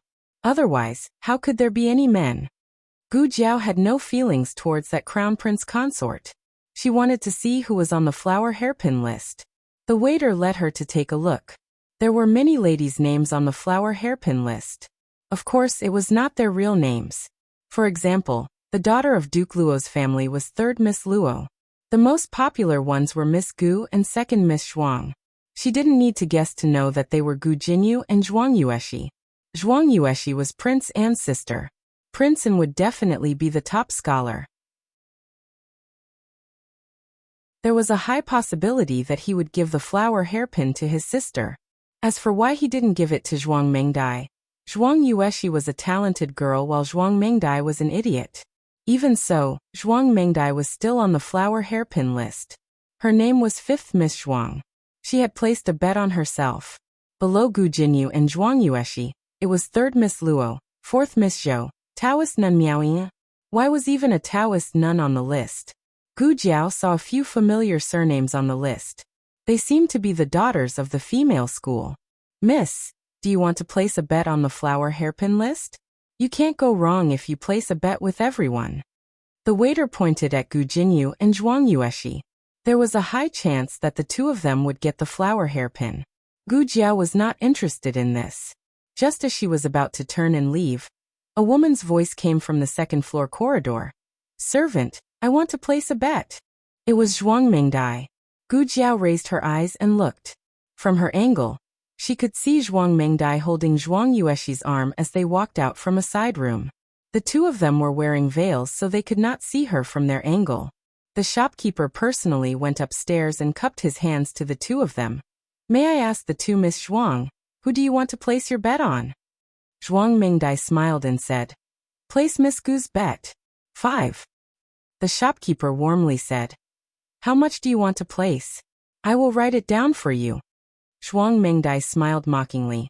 Wait, the one I want to place is not Miss Gu who is already on the list. Ah. The shopkeeper was stunned. Zhuang Mengdai looked at the side room across from them. It is Marquis Ding and Fu's eldest Miss Gu. You probably don't know yet, but the Miss Gu on the list is not some Marquis Fu's daughter. She is just a village girl who was mistakenly brought home. The real Gu family's eldest miss is someone else. Your Cool Breeze gang has opened such a large bet, but you don't even know if the person is real or fake. I really feel ashamed for your Cool Breeze gang. She scolded the Cool Breeze gang, but who could not tell that she was insinuating to ridicule Gu Jinyu? Gu Jinyu had also come to place her bet today. She wanted to see how popular she was. Who knew that she would meet a mad dog like Zhuang Mengdai? There were many people in the Cool Breeze gang. Once the news was released, the entire capital would quickly know. Gu Jinyu's face turned ashen. Zhuang Mengdai was in a good mood. She left a copper coin and left. That's right, the flower hairpin list was 1 copper coin for a bet. Zhuang Mengdai only placed 1 bet. Half an hour later, Gu Jiao's name appeared alone at the bottom of the flower hairpin list. The newest chapter of this book is not finished yet. For more exciting content, please scan the QR code below to download the app. Novels are updated even faster. Millions of novels are free to read. Novels with content that cannot be found online are all available here. https://www.zhhbqg.com/89642_8964286/113862846. HTML Genius 1 second. Remember this website address. www.zhhbqg.com Bikugo mobile reading website. zhhbqg.com.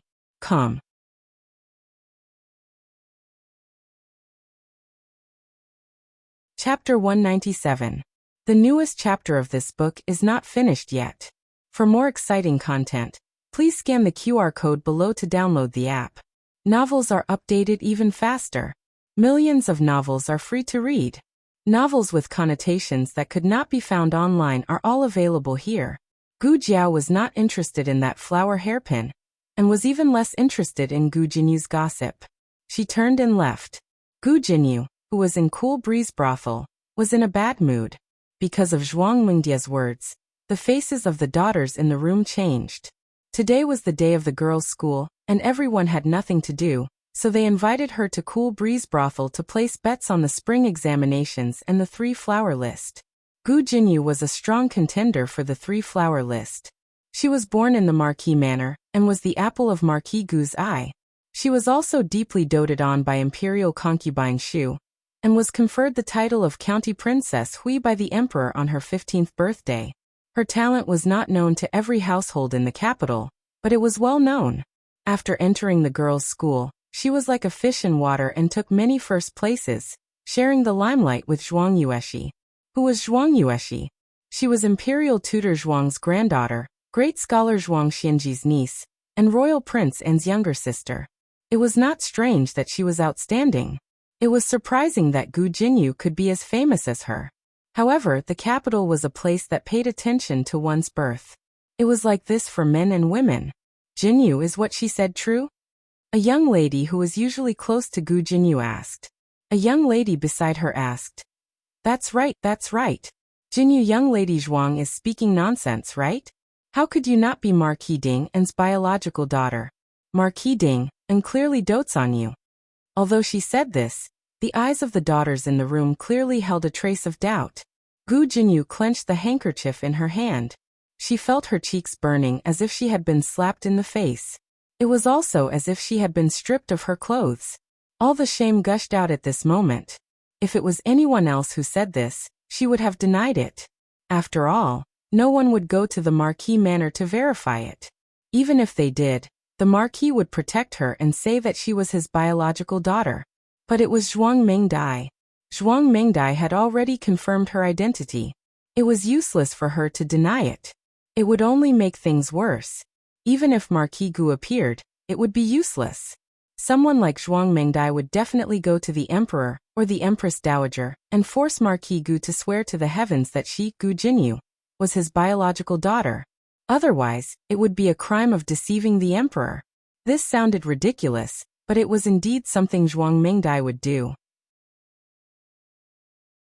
Zhuang Mingdai held her sister's arm and smiled proudly at the opposite room. Ahaha, nothing to say, right?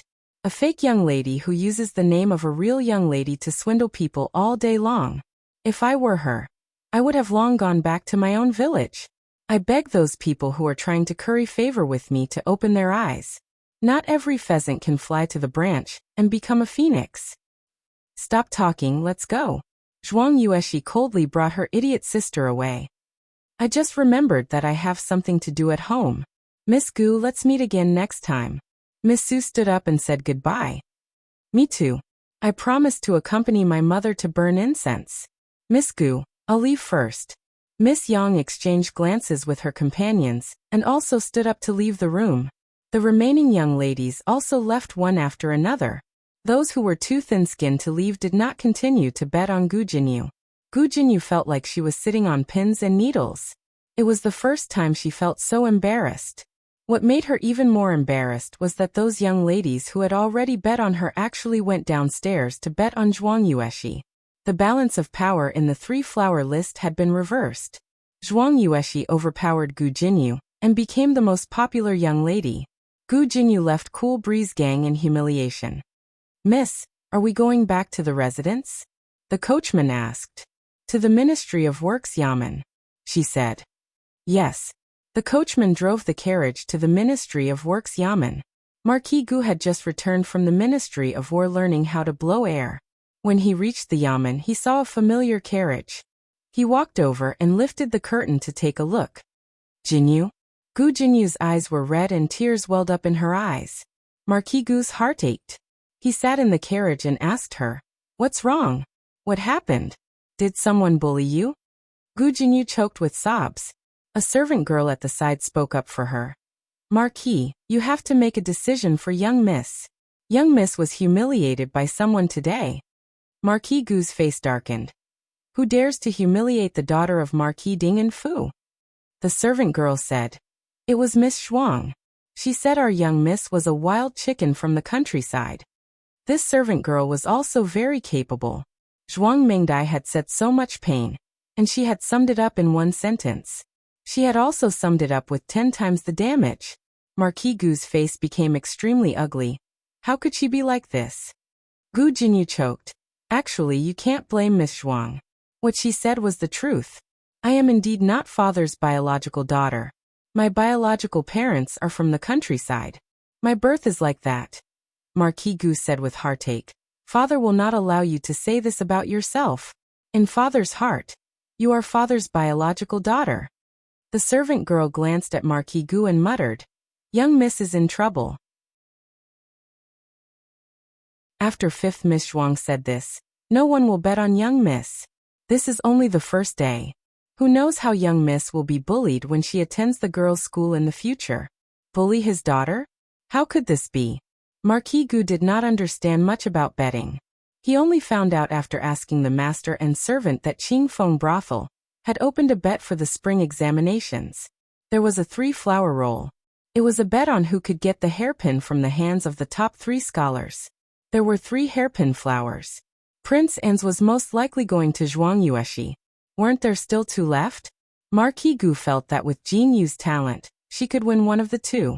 He could not let Jin Yu suffer this grievance. That afternoon, he took out 5,000 taels of silver from the treasury and brought it all to Qingfeng Brothel to bet. Which Miss Gu do you want to bet on? The shopkeeper asked. Are there many other Miss Gu? Marquis Gu asked. The shopkeeper did not recognize Marquis Gu and smiled as he explained the 2 Miss Gu. Marquis Ding and Fu has 2 Miss Gu. One is second Miss Gu and the other is eldest Miss Gu. That girl could also get on the roll? Marquis Gu rolled his eyes. Very quickly, he remembered what the servant girl had said. Zhuang Mengdai had deliberately bet a copper coin on Gu Jiao in order to humiliate Gu Jinyu. It seemed that Qingfeng Brothel had put that girl up at that time. She wanted to compete with Jinyu? Forget it. Marquis Gu did not say anything and bet all on Gu Jinyu. Gu Jinyu's bet immediately caught up to Zhuang Yueshi's. Gu Jiao was still left alone at the end.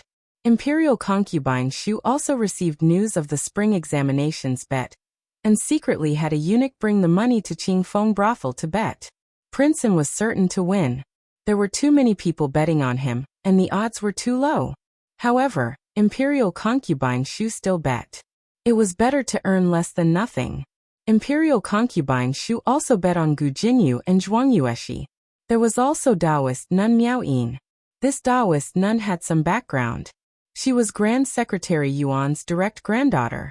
Because it was not easy to raise her, she was sent to the Taoist temple. It was strange. She was clearly an infant who was about to die, but after entering the Taoist temple, she became full of vigor. Imperial concubine Shu had people ask around. Taoist nun Miao Yin could return to the capital at the age of 16. Counting the days, it should be around the release of the results. Imperial concubine Shu felt that just based on Grand Secretary Yuan's reputation, Taoist nun Miao Yin could get a hairpin. Grand Secretary Yuan's youngest son also participated in the spring examinations. His reputation was not as great as Prince An's, but like father, like son. Imperial concubine Shu bet on him to be second. Following this, Imperial concubine Shu also bet on a Jiangnan scholar. This person was quite famous in Jiangnan. 3 years ago, during the spring examinations, he should have placed first. Unfortunately, he fell ill and missed the spring examinations. He had a good relationship with the 5th prince. The 5th prince strongly recommended this person. Imperial concubine Shu believed in her son's vision, so she bet on him to be third. After doing this, Imperial concubine Shu was worried that she missed something. She called her personal palace maid. Who did the crown princess bet? The palace maid said. This slave inquired. The crown princess didn't bet. Imperial concubine Shu didn't understand what the crown princess was thinking. Such a good opportunity to make money, it would be a waste if she didn't want it. The palace maid speculated. Among these scholars and beauties, only Prince An's talent can enter the crown princess's eyes. But the crown princess can't bet on Prince An. This was also true.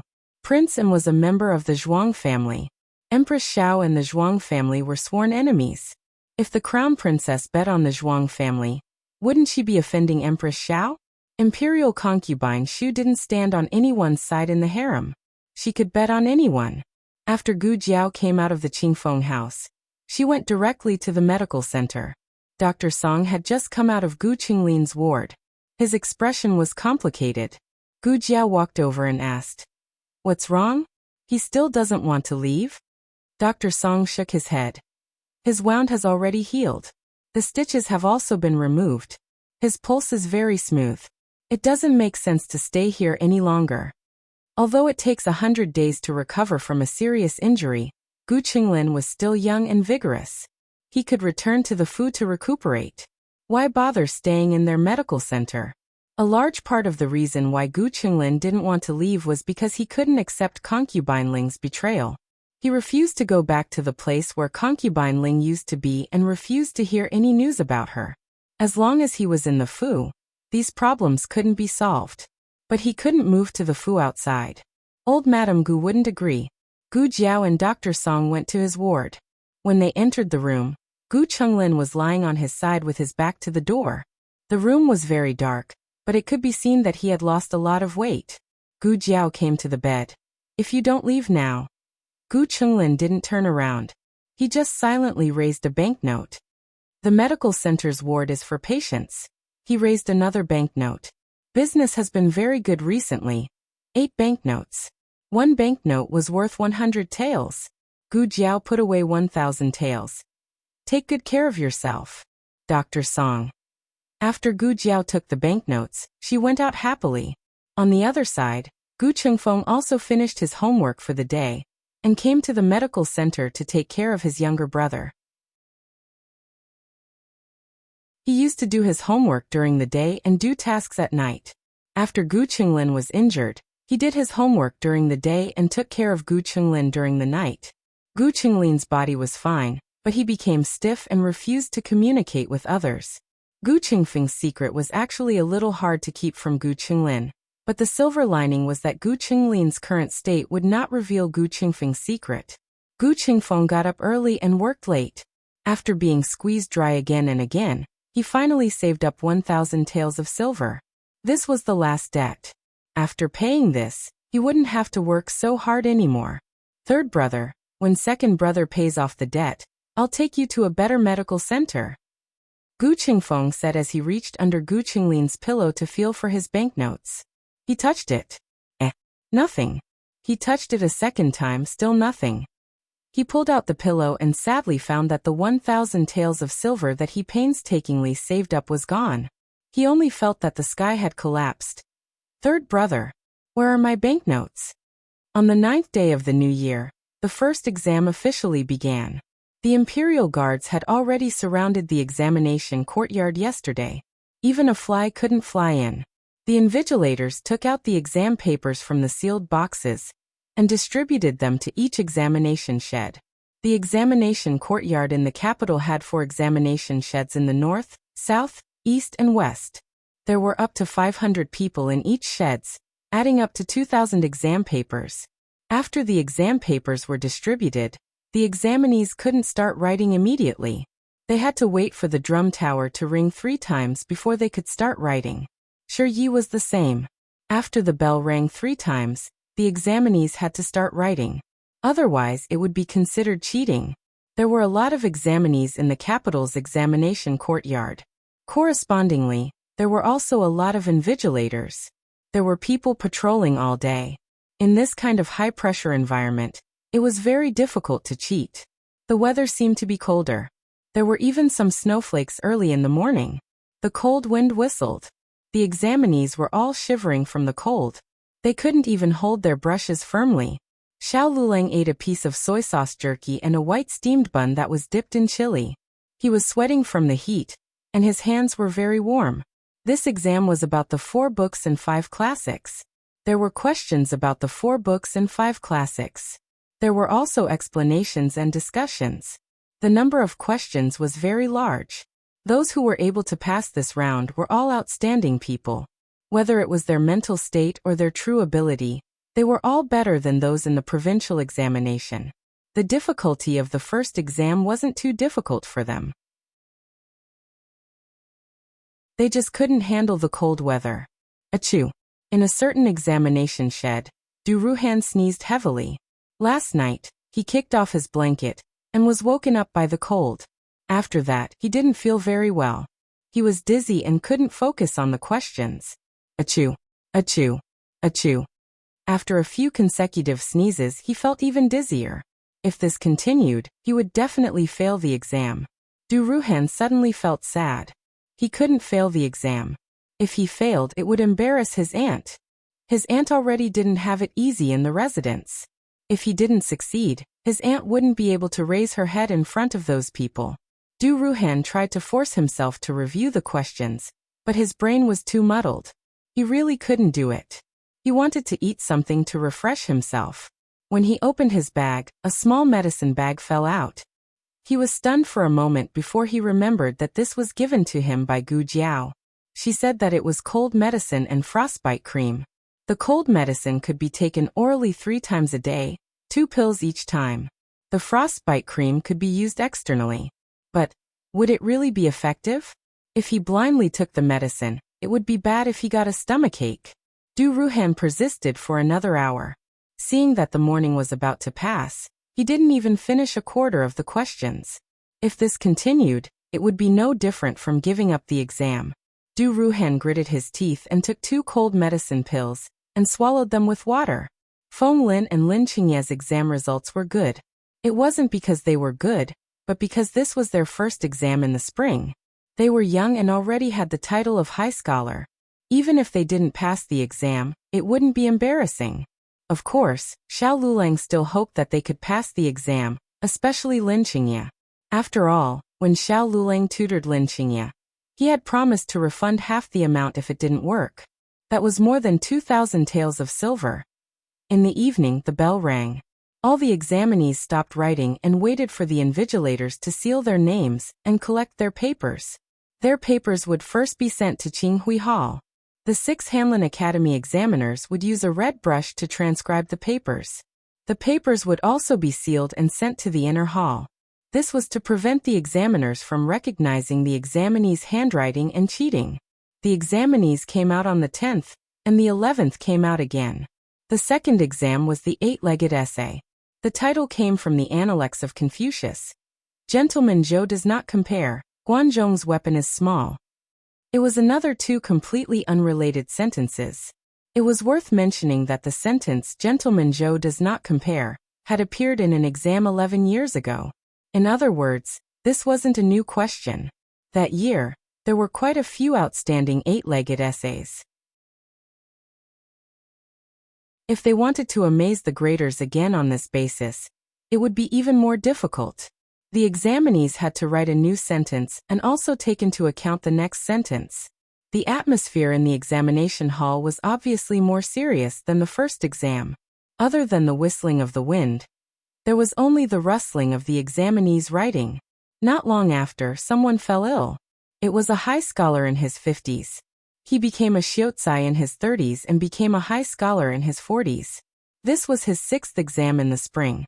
If he didn't pass the exam soon, he would be 60 the next time. One could imagine the pressure he was under. But the heavens didn't look after him because of the pressure he was under. His body was already weak, and he was sitting in the furthest corner of the examination hall. The cold wind blew into his body. In the first exam, he already had a bad feeling. He braced himself and persevered. When it came to the second exam, he couldn't take it anymore and collapsed before he finished writing. If it was just a cold, it wouldn't have been a big deal. But he had a stroke. He could only be carried out by the Imperial Guards. This year's exam was a failure. This was his most well-prepared exam, and also his best performance. If nothing unexpected happened, he should be able to pass the exam. Unfortunately, there was an accident. The old high scholar's collapse added a lot of psychological pressure to the examinees. The examination hall became even more silent. While the examinees were busy answering the questions, the 6 examiners of the Hanlin Academy had also finished copying the exam papers for the first exam. The examinees' papers were sealed and placed in special cabinets. Only when all 3 exams were finished would they be taken out and filed together with the red papers. The red papers for the first exam were sent to the inner hall under the escort of the Imperial Guards. The 6 examiners all let out a sigh of relief. One of them saw that there was no one else in Qinghui Hall and whispered, "I feel like I copied Royal Prince Anne's exam paper." Not only was one question wrong, but the handwriting was also unique. After seeing so many exam papers for the spring imperial examination, the handwriting on that paper was definitely the best. It could almost be compared to the calligraphy of a calligraphy master. Unexpectedly, as soon as he finished speaking, an examiner opposite him said, "I feel that Royal Prince Anne's exam paper should be with me." He had also copied a perfect answer sheet. It was definitely the kind that couldn't be faulted. Other than Royal Prince Anne, no one else in the entire Zhao country could do it. The exam paper was covered so no one could see who it was. When they copied Shirye's paper, they only numbered the ink and red papers. After copying, they placed the 2 papers side by side and stamped the joint. If there was a mistake in the number, they could search for the stamp. The examiners were very careful. Until now, there had never been a mistake in the exam paper. The 2 of them started to argue in a low voice. No one could convince the other. The examinees didn't know anything about the examiner's argument. The exam time was about to end and they were writing furiously. Royal Prince Anne had put down his brush long ago. He would lose his sight at night, so he tried to finish his exam papers in the morning. The bell rang and the second exam was over. The examiners came to seal the papers. There were many people wailing in this exam. It was obvious that the first exam was too smooth, causing them to underestimate the difficulty of the second exam. However, the real nightmare was the third exam. This exam was about strategy. The questions were so tricky that some examinees wanted to faint at first glance. It was actually about the eldest son's virtue. In the spring and autumn annals, it was said that the eldest son was not chosen based on virtue. It meant that only the eldest son had the right to inherit the family property. Even if the son of a concubine was born earlier than the eldest son should be the most important. Unless the eldest son died, then the son of a concubine could inherit the family property. For example, the young Marquis of Zhao, he was the youngest son in the family. He had 2 older brothers who were born of concubines, but they did not have the right to inherit. Only he could be called the young Marquis. Now that he was dead, Marquis Xianping's family property should be inherited by the eldest son of a concubine, unless another eldest son appeared in Princess Xian Yang's belly. If the family had many sons of a wife, then the eldest son of a wife would be the most important. The eldest son of a wife would inherit the family property. For example, Gu Chongqing of Marquis Dinganfu. These 2 belonged to the eldest son of a wife.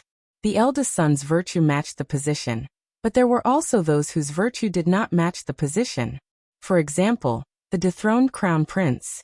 Empress Dowager Zhuang had no children. Noble consort Lu's son was the eldest prince. He was conferred the title of heir apparent by the previous emperor. After he rebelled with the Lu family, he was demoted to a concubine. According to the rules, the second prince should have been appointed, but it was the 5th prince who was the current emperor. After the emperor ascended the throne, he appointed Empress Zhao's son as the crown prince. If one agreed with the idea of appointing the eldest son of a wife and not the most virtuous, then the emperor's throne was not obtained through proper means. But if one disagreed, then they were criticizing the emperor for appointing the crown prince incorrectly. After all, everyone knew that although the crown prince was the son of a wife, he was not the most outstanding of the princes. This was a question that would send them to their deaths.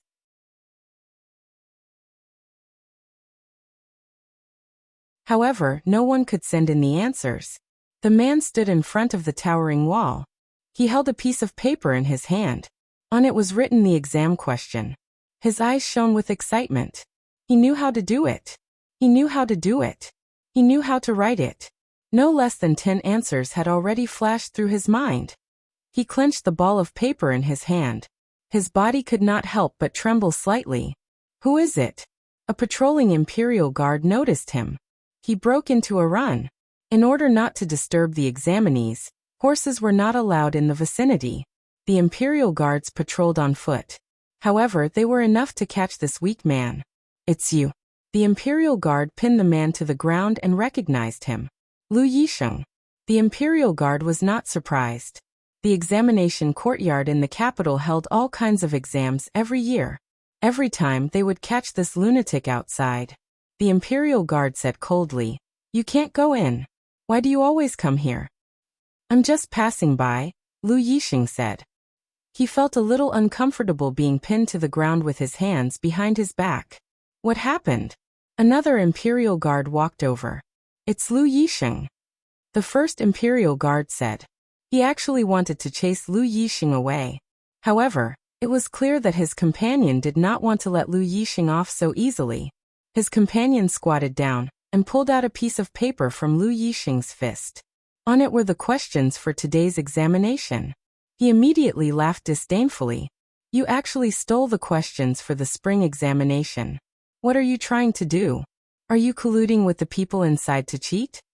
This kind of exam questions had already been spread out. The Imperial Guard also knew this. However, he did not like this guy and wanted to humiliate him. Lu Yisheng was dragged into a side alley. A snowflake-like fist greeted him. He was beaten until his face was covered in blood and his whole body was twitching. "That's enough. It's the spring examination. Don't kill him." The first Imperial Guard could not stand it anymore.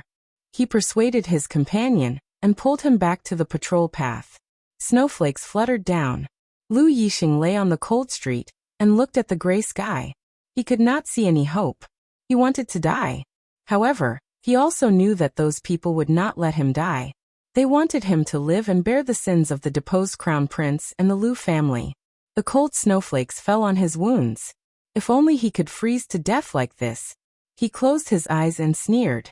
Suddenly, the light above his head dimmed and the snowflakes on his body disappeared. He slowly opened his eyes. Someone held an oil paper umbrella for him. The umbrella was painted with flowers and chicks in a very clumsy way. However, the handle of the umbrella was delicately engraved with words.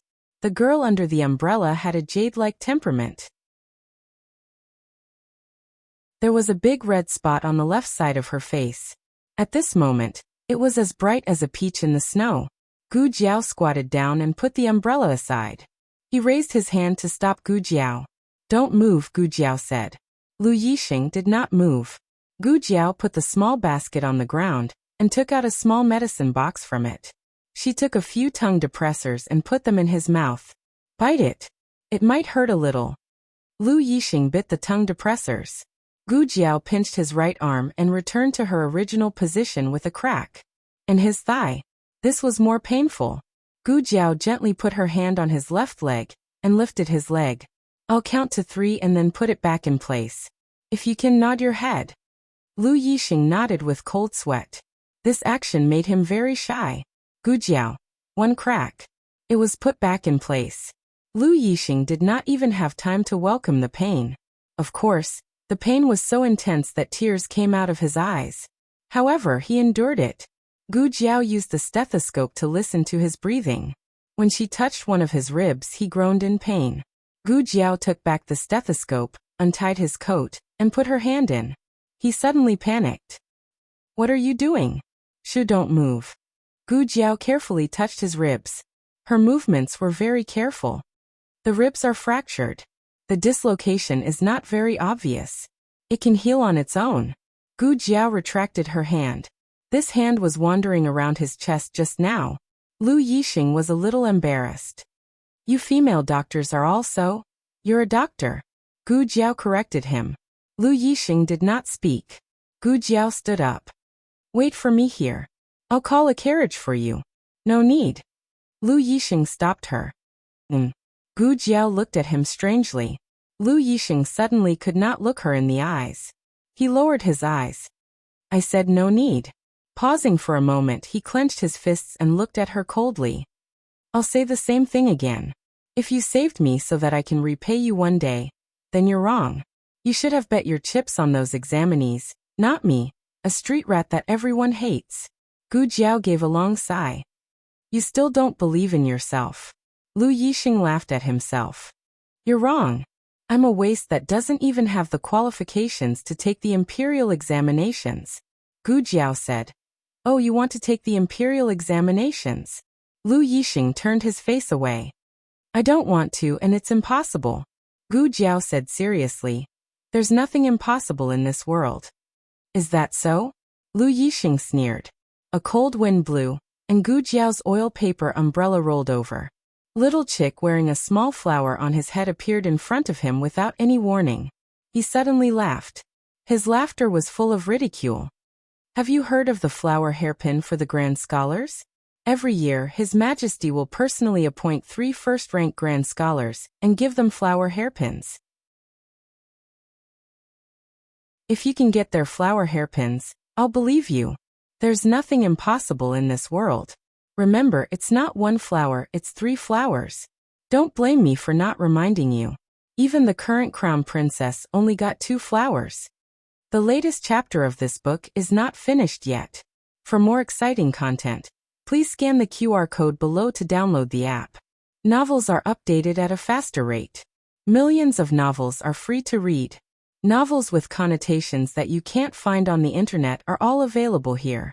https://www.zhhbqg.com/89642_8964286/113832968.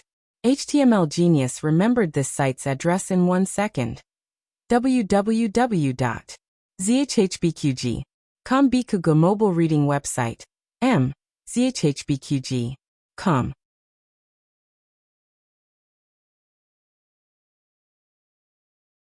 Chapter 198. The latest chapter of this book is not finished yet. For more exciting content, please scan the QR code below to download the app. Novels are updated faster and more frequently. Millions of novels are free to read. Novels with content that can't be found online are all available here. On the 15th of February, the 3rd round of the examination came to an end. The candidates spent an exciting and difficult night in the examination hall. On the 16th, they were released from the examination hall after another round of strict body searches. There were many people outside the examination hall.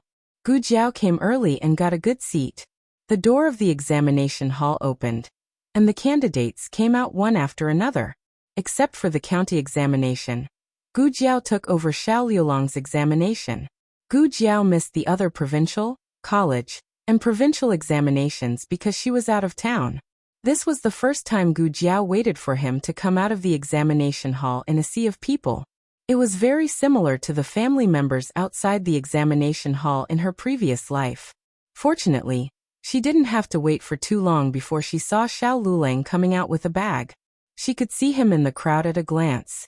It wasn't because he was holding a walking stick, but because of his temperament and appearance. He was 1 in a million. The corners of Gu Jiao's lips curled up as a smile appeared in her eyes. Xiao Lulang also saw her and walked through the crowd towards her. Her eyes seemed to be sparkling, brighter than the stars in the Milky Way. How are you? Are you okay? Gu Jiao took the bag from his hand. It wasn't heavy, so she put it in her small basket. Xiao Lulang nodded. Yes, it's quite smooth. The first 2 rounds of the examination were very cold, but the weather was good for the 3rd round. Why are you here? Xiao Lulang looked at Gu Jiao's son.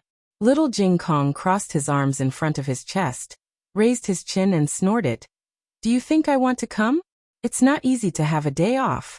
If it wasn't for Jiao Jiao, I wouldn't have come. Little thing. Xiao Lulang played with his buzz-cut hair, which was getting prickly. The group turned around and walked towards the alley. Lu Quan was already waiting for them. The family of 3 got into the carriage. Little Jing Kong sat opposite Xiao Lulang with his arms crossed in front of his chest, and looked at him seriously. Xiao Lulang was baffled by his stare and asked, What's wrong? Why do you keep looking at me like that? Little Jing Kong said sternly, I want to see how you did in the exam. I want to know if you did well. When he was waiting outside, he had observed the examinees who came out. Some of them were dejected, and some were apathetic. None of them were in high spirits. He was observing which type of bad brother-in-law belonged to. Xiao Lulang gave little Jing Kong a strange look. Gu Jiao leaned over and whispered in his ear, "He has good friends now. He said that if you don't do well, he won't be able to raise his head in front of his classmates." Xiao Luleng was speechless. Gu Jiao said nonchalantly, "The exam is over. The results don't matter." Xiao Luleng breathed a sigh of relief. His wife was so considerate. Wait, wife. Why did he have such thoughts? Before he could recover from his shock, little Jing Kong threw another heavy blow. "Jiao Jiao bet that you'll be the first in the exam. He bet 1,000 taels." Xiao Luleng shuddered. Gu Jiao looked up at the sky. She couldn't see anything. She didn't have anything. The medical center was still in the stage of investing money. Because of the mass production of drugs, they had also set up a small pharmaceutical factory. Xiao Luleng was very curious about where the 1,000 taels came from. Gu Jiao thought, "It's all from Gu Chenglin." Xiao Luleng face-bombed. He only took 9 days for the exam. It was not like the provincial examinations that took 2 months. Why did he feel that his family was turned upside down? "So, did you do well in the exam?" Little Jing Kong asked seriously. Xiao Luleng took a deep breath and said, "Yes. He did well in the exam. Fortunately, he did well in the exam. He didn't let the 1,000 taels go to waste." But then again, the imperial examination was not like mathematics and astronomy. There were standard answers. If it was right, then it was right. If it was wrong, then it was wrong. It was very arbitrary. Therefore, it was not certain whether he could be the first or not. Fortunately, it was only 1,000 taels. If he didn't get the first place, he could recruit a few more students like Lin Qingya. After working hard for a year and a half, he could fill the gap. But it turned out that he was happy too early. Little Jing Kong nodded seriously. "You'd better do well in the exam. The neighbors also bet on you to be the first." Xiao Luleng was stunned again. "How much did they bet?" Little tycoon landlord Jing Kong calmly said, "Not much. It adds up to about 7 or 8,000 taels." That was 7,000, 8,000 taels. Xiao Luleng covered his chest. When he returned to Jadewater Alley, the old chancellor called Xiao Luleng over. The old chancellor already knew about the exam questions. Although the imperial court prohibited the leaking of the questions, once the exam started, the questions would be spread out in various ways within 2 hours. Therefore, the examinees were not allowed to enter the court after the exam started. The old chancellor wasn't worried about the first exam. Xiao Luleng had memorized the 4 books and 5 classics. The 4 books were not difficult for him. In addition, the examinees also had to compose a poem with 5 characters and 8 rhymes and 4 classics. Xiao Luleng told the old chancellor about his poem with 5 characters and 8 rhymes and the classics. The old chancellor nodded. There was nothing wrong with it. The old chancellor then asked Xiao Luleng about his 8-legged essay and strategy. The old chancellor had some doubts about the 8-legged essay. Too much attention was paid to the formality, and it restricted the examinee's performance. However, he didn't have the final say on this. The emperor also didn't have the final say on this. The rules passed down by the ancestors weren't easy to be abolished. Xiao Yulong's 8-legged essay was also very outstanding. However, the strategy made the old chancellor break out in cold sweat. The eldest son of the first wife had always been a sensitive topic. The current emperor was neither the eldest son nor the eldest son. Strictly speaking, he wasn't considered a sage. He hid it deeper. At least at that time, he didn't seem to be worthy of the throne. Of course, after he ascended the throne, he displayed a series of methods and wisdom that were amazing. Even the old chancellor, who was a senior official of 2 dynasties, didn't dare to say that the emperor didn't deserve to sit on the dragon throne. Compared to the previous emperor, his methods were much more ruthless. At least the previous emperor didn't win against Empress Dowager Zhuang. However, he sent Empress Dowager Zhuang into the temporary imperial residence. In Zhao country, Hanlin Academy would draft a set of questions for the imperial examination in spring every year, and send it to the imperial study for the emperor to choose. The emperor would choose 1 set of questions for the main examination, and 5 sets of questions for the backup. The old chancellor dared to conclude that Hanlin Academy wouldn't give the questions to the eldest son of the first wife. The emperor must have added it himself.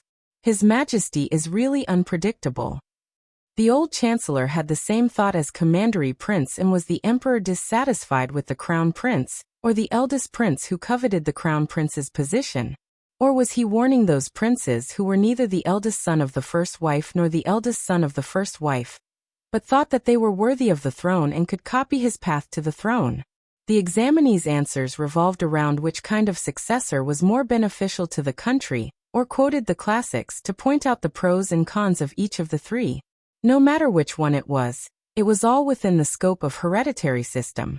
However, Xiao Lulang jumped out of this scope. Wasn't this telling the emperor that if his son couldn't do it, then he could change it to someone else's son? This kind of speech could be directly punished in the previous dynasty. However, even in the current dynasty where speech was relatively free, it was still too daring. The old chancellor simply didn't know how this disciple's brain grew. He even dared to write this kind of speech? Fortunately, his last sentence of flattery wasn't bad. The reason why the emperor could inherit the throne was because he was the most capable person in the world.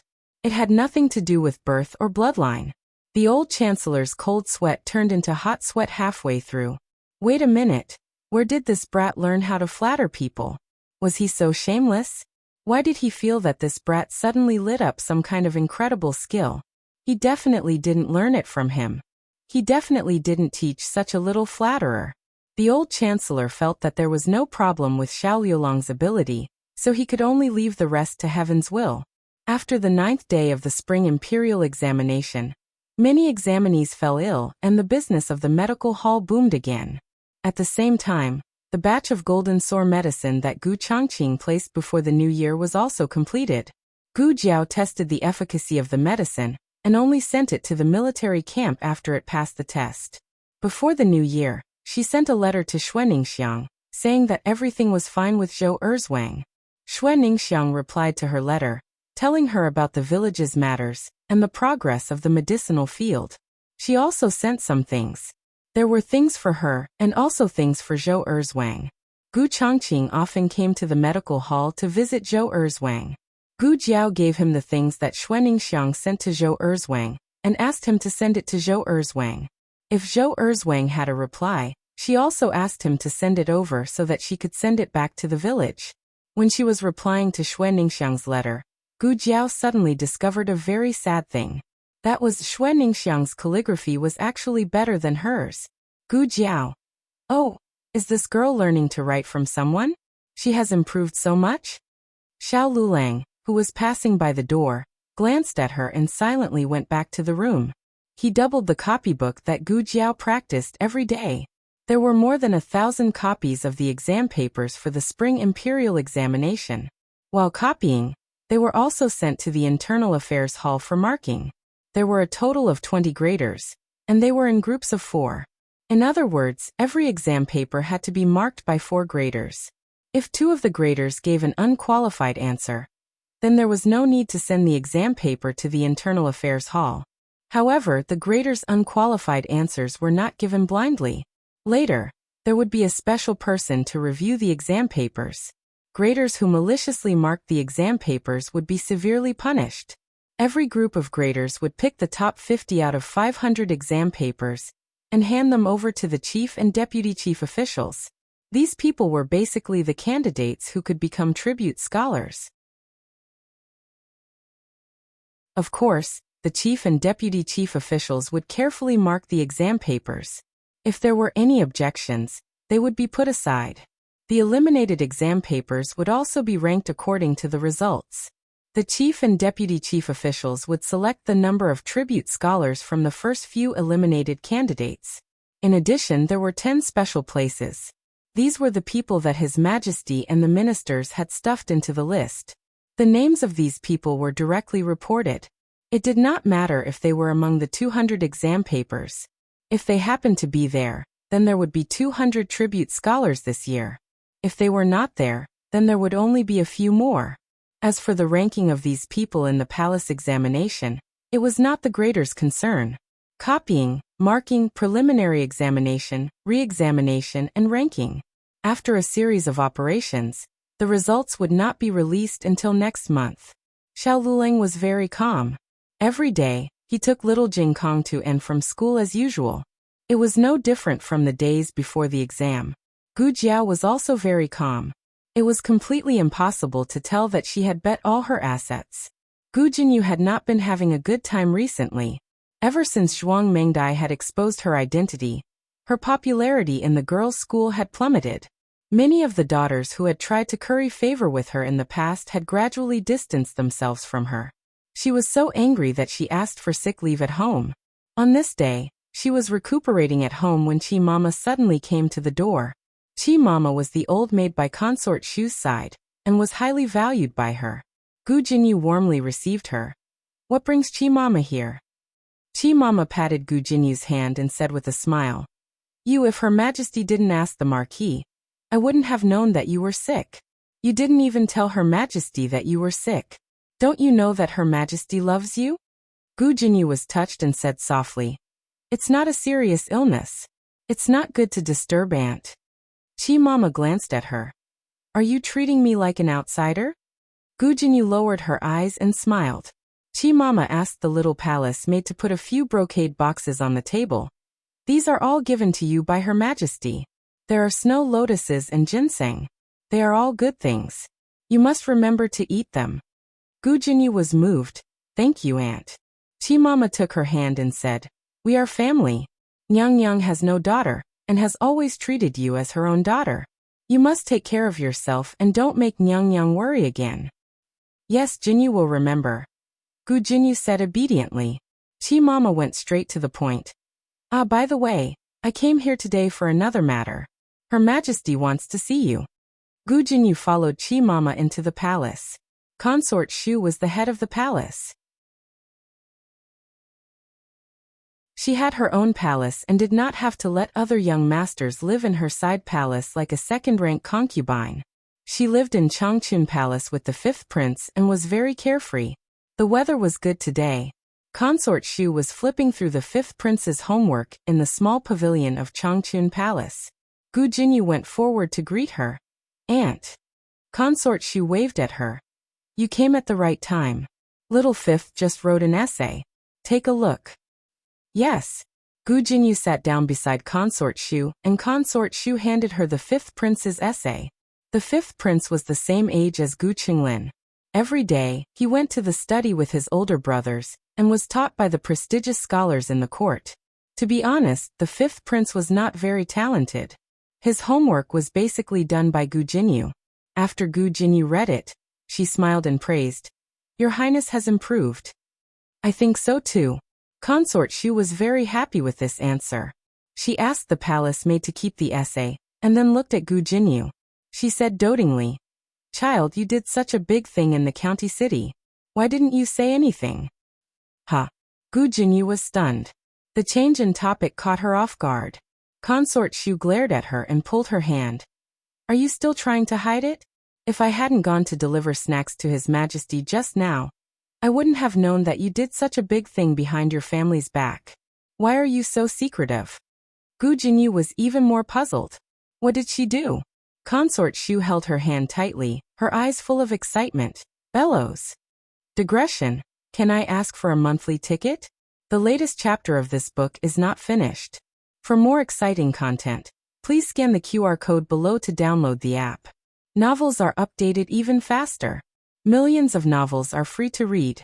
Novels with connotations that can't be found online are all available here. https://www.zhbqg.com/89642_8964226/113800449. HTML Genius remembers this website's address in a second. www.zhbqg.com Bikugo mobile reading website. zhbqg.com.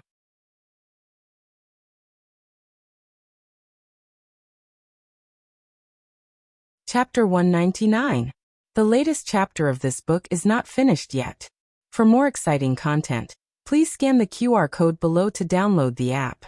Novels are updated even faster. Millions of novels are free to read. There are novels with connotations that cannot be found online here.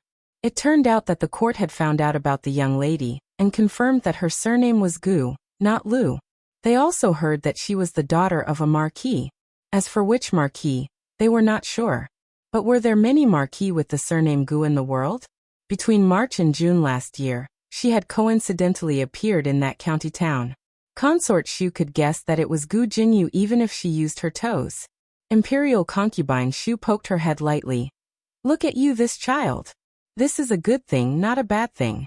Why didn't you say it? If you had said it earlier, your father would not have made such a big mistake. He let the Ministry of War ride on his head. Gu Jinyu opened her mouth. Imperial concubine Shu smiled and said, when you were young, you liked to draw on paper. The fifth prince also drew with you. At that time, I thought that you were all thinking about useless things. Now it seems that I have misunderstood you. Granny Chi smiled. Your Highness, do you still remember when the county princess asked someone to improve the food box when she was young? Consort Shu held her temples and smiled in realization. I almost forgot if you didn't mention it. Yes. Is that food box still there? Granny Chi smiled. Yes. I will keep it. Consort Shu ordered. Quickly bring it over. Granny Chi went to the storeroom and took out an old food box that Gu Jinyu had used when she was young. The food boxes in the palace were layered, like a walking steamer. Gu Jinyu felt that this kind of food box was inconvenient. She said that if she wanted to take something from the bottom, she had to take the top as well. It would be better if each layer could be separated. She took apart Consort Shu's snack box and made a fixed frame, but it could be pulled open from the side to have several small drawers. An 8-year-old child's hands were not too skillful. It was all done by her mouth, and the eunuchs did according to her ideas. At that time, she even received a few words of praise from His Majesty. This kind of food box also existed among the people at that time. As it was not warm enough, it was usually only used to hold snacks. Gu Jinyu had never seen it before. She had thought of it herself. His Majesty thought it was rare for an 8-year-old girl to be so intelligent. It was also from then on that Consort Shu discovered Gu Jinyu's talent, and often summoned Gu Jinyu to the palace to study with the fifth prince. Concubine Shu whispered, Tell Auntie the truth. Did you do it on purpose? Hm. Gu Jinyu stared at her blankly. Imperial concubine Shu smiled happily. That's true. The effect of doing this is indeed much better than revealing your identity from the start. You have successfully caused a sensation in the imperial court, and also caught His Majesty's attention. The more indifferent you are to fame and fortune, the more His Majesty appreciates you. Gu Jinyu wanted to say something but stopped. What did she do to change the wind direction? She had never heard of it before. Nyang Nyang, the thing you wanted is here. Where do you want it? A young eunuch walked over with a piston bellows. Gu Jinyu looked at Consort Shu in confusion. Consort Shu said to Gu Jinyu, Come, tell Auntie how to use this thing. Later, if your Majesty wants to chat with this consort will have a common topic with your Majesty. This bellows had been taken from the Ministry of War. Nowadays, there were many such bellows. Gu Jinyu had never seen one before, but she was indeed very smart. She had someone bring over tools and personally dismantled the bellows. Then she put it back in its original place. Then she understood the principle behind this kind of wind-blowing technique. The bellows had 3 levels. The first level was where the lever was. There was a wind outlet at each end of the bellows. There was a movable valve at the wind outlet. When the lever was pushed, the first valve at the back opened. Wind poured in from there. The second valve automatically closed. Wind was forced from the wind outlet under the second valve into the second small bellows on the second level. Under the small bellows was an air outlet that was connected to the boiler. When the lever was pulled back, the second valve at the front opened. Wind poured in from the second valve. The first valve closed. Wind poured in from the first valve into the first small bellows on the second level. The first small bellows also had an air outlet that was also connected to the boiler. The 2 small bellows were independent and did not affect each other. The only thing they had in common was that they were both connected to the boiler. They could both send wind into the boiler. This kind of double-acting piston bellows produced wind regardless of whether it was pushed or pulled. It did not waste any physical strength or movement. This design was too exquisite. Gu Jinyu was in awe. Compared to this, her own food box paled in comparison. No, her own food box could not even be considered a small magician. But did His Majesty and the people from the Ministry of War make a mistake? This was not something she had done. How did you think of this method? Imperial concubine Shu asked. Gu Jinyu thought that Imperial concubine Shu was talking about the bellows. Just as she was about to confess, Imperial concubine Shu interrupted her. Not saying who you are, just leaving behind a blueprint. Afterwards, leave some clues. Surname Gu, connection to Marquis Ding and Fu. It does not feel deliberate at all. You are truly worthy of being someone this one taught. The focus of the imperial concubines was always different from normal people. Gu Jinyu was very puzzled. Was there really a mistake somewhere? Marquis Ding and Fu only had 2 girls. One was her, but she had never drawn any blueprints. It couldn't be that wild girl who grew up in the countryside. She couldn't even read a single word. How could she have made such an exquisite tool? While Gu Jinyu was puzzled, Imperial concubine Shu suddenly patted her hand. The Imperial Garden's 4 seasons osmanthus has bloomed. Come, let's go pick some. In a moment, we'll have the Imperial kitchen make osmanthus cakes and bring some for your father. Gu Jinyu sighed and was pulled to the Imperial Garden by Imperial concubine Shu. The flowers in the Imperial Garden bloomed beautifully. They were colorful and contended with each other. Coincidentally, they were not the only ones who came to admire the flowers. Imperial concubine Zhuang was also present.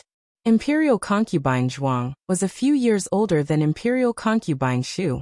She was not as beautiful as Imperial concubine Shu, but she was still dignified and elegant. She had an outstanding temperament. Older sister Imperial concubine, what a coincidence. Imperial concubine Shu smiled and greeted her. Imperial concubine Zhuang returned half a bow. The 2 were both first-rank official concubines, but Imperial concubine was the head of the 4 concubines. Her status was naturally higher than Imperial concubine Shu's. Gu Jinyu also bowed to Imperial concubine Zhuang. Greetings to Imperial concubine. Imperial concubine Zhuang gracefully smiled. So it is County Princess Hui. There is no need for County Princess Hui. Thank you, Imperial concubine. Gu Jinyu rose. Gu Jinyu often entered the palace, and had seen Imperial concubine Zhuang several times. But for some reason, she felt that Imperial concubine Zhuang was particularly gentle this time. Imperial concubine Zhuang's gentle gaze fell on Gu Jinyu's face. County Princess Hui is of marriageable age. You haven't talked about marriage yet, right? Aunt. It was Zhuang Yueshi who came over with a basket of freshly picked flowers. She saw Imperial concubine Shu and Gu Jinyu and bowed. Gu Jinyu was a county princess, but she did not dare to accept Zhuang Yueshi's bow in front of Imperial concubine Zhuang. She also bowed slightly to return the bow. Aunt, what were you talking about just now? Zhuang Yueshi asked. Imperial concubine Zhuang smiled. We were talking about County Princess Hui's marriage. Speaking of which, you are 1 year older than County Princess Hui. You haven't talked about marriage yet. In the Zhao Kingdom, women would only consider marriage after reaching the age of 15. Most of the wealthy families were not in a hurry. Some women would get married at the age of 18 or 19. As for men, most of them would only get married after reaching the age of 20. Why did Imperial concubine Zhuang suddenly ask about Gu Jinyu's marriage? Her intention was somewhat thought-provoking. Imperial concubine Shu smiled and said, Not yet. Imperial concubine Zhuang said, I heard that she has an older sister who is already married. The smile on Gu Jinyu's face froze. Imperial concubine Shu looked as usual. My sister grew up in the countryside and married early. Since Imperial concubine Zhuang already knew, there was no point in hiding it. It was better to say it openly. Imperial concubine Zhuang smiled and sighed. Imperial concubine Shu, you have to be more careful. She is such a good niece. I don't know which family's brat will take advantage of her. Imperial concubine Shu was amused by Imperial concubine Zhuang. They teased Gu Jinyu for a while before returning to their respective palaces. Imperial concubine Zhuang. An imperial concubine Shu's topic always revolved around Gu Jinyu. Zhuang Yueshi, who was at the side, seemed to be neglected. This was the first time that Gu Jinyu was the protagonist in front of a favored concubine. On the way back to Changchun Palace, imperial concubine Shu touched the buyao in her hair bun and said proudly, "It seems that imperial concubine Zhuang also knows about your invention of the bellows. Her news is really fast. I happened to hear it when I went to deliver snacks to His Majesty. I don't know how she found out. Humph, it must be someone around His Majesty who told her." Gu Jinyu suddenly realized that the reason why imperial concubine Zhuang's attitude towards her was so abnormal was because of this? Was the power of a bellows so great? Gu Jinyu suddenly didn't have the courage to confess to imperial concubine Shu. Why did imperial concubine suddenly ask about my marriage? Could it be that she wanted to set her up with Princeton? Imperial concubine Shu said carelessly. Most likely she wants to win you over. After the crown prince got Wen Linlang, he was like a tiger with wings. I'm afraid she wants to imitate Empress Xiao and find a good wife for her son. But Prince Ning already had a wife. If she married him, wouldn't she only be a concubine? Princess Ning was not a kind person. It was difficult for a concubine to survive under her. Moreover, Gu Jinyu didn't like Prince Ning. She liked Prince, and Gu Jinyu pulled imperial concubine Shu's arm and pleaded, "Aunt, I don't want to marry Prince Ning." Imperial concubine Shu waved her hand. "It may not be Prince Ning." Gu Jinyu said, "She only has one son." Imperial concubine Shu said, "Doesn't she also have a nephew?" Gu Jinyu's eyes lit up. "And is talking about Prince N?" The latest chapter of this book is not finished yet. For more exciting content, please scan the QR code below to download the app. The novel is more complete and updated faster. Millions of novels are free to read. Novels with connotations that can't be found online are all available here. https://www.zhbqg.com/89642_896428226/113797389. HTML Genius remembered the website address in 1 second. www.zhbqg.com Bikugo mobile reading website.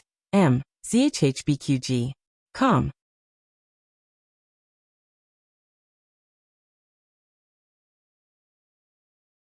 Chapter 200. The latest chapter of this book is not finished yet. For more exciting content, please scan the QR code below to download the app. Novels are updated faster. Millions of novels are free to read. Novels with content that can't be found online are all available here. And, on the way back to Yongshou Palace, Zhuang Yueshi couldn't help but call out to noble consort Zhuang. Noble consort Zhuang glanced at her. "What's wrong?" Zhuang Yueshi was a noble daughter of the Zhuang family. She was dignified and quiet. Calling her aunt was really inappropriate. Zhuang Yueshi knew it was inappropriate. She handed the flower basket in her hand to the palace maid and caught up with noble consort Zhuang. She whispered, "Yours was inappropriate. Please punish me." Noble consort Zhuang said sternly, "You've been acting weird since you met County Princess Hui. Tell me, what do you have against her?" "No," Zhuang Yueshi whispered. Noble consort Zhuang knew her niece well. She was the most noble daughter in the capital since she was a child. She was smart and beautiful. She had never met a rival. Gu Jinyu's reputation was not as good as Zhuang Yueshi's in the early years. However, she was first conferred the title of County Princess. Later, she shone in the girls' school and gradually became as famous as Zhuang Yueshi. Gu Jinyu had not surpassed Zhuang Yueshi yet. However, with Zhuang Yueshi's nobility, it was a failure to be on par with her. Noble consort Zhuang continued to walk forward. She said, "You don't like County Princess Hui because of this? I told you that you are the daughter of the Zhuang family. You have to have a high vision and can't be small." Zhuang Yueshi was not because of this. Zhuang Yueshi looked down and said, "You are right." She paused and said, "But why do you suddenly care about County Princess Hui's marriage? Do you want to be a matchmaker for her?" Noble consort Zhuang smiled faintly. I want to, but she has to agree first. Zhuang Yueshi was just testing her aunt. She didn't expect to get such an answer. Aunt? Who do you want to marry her to? Eldest cousin? Or? Noble consort Zhuang smiled but didn't say anything.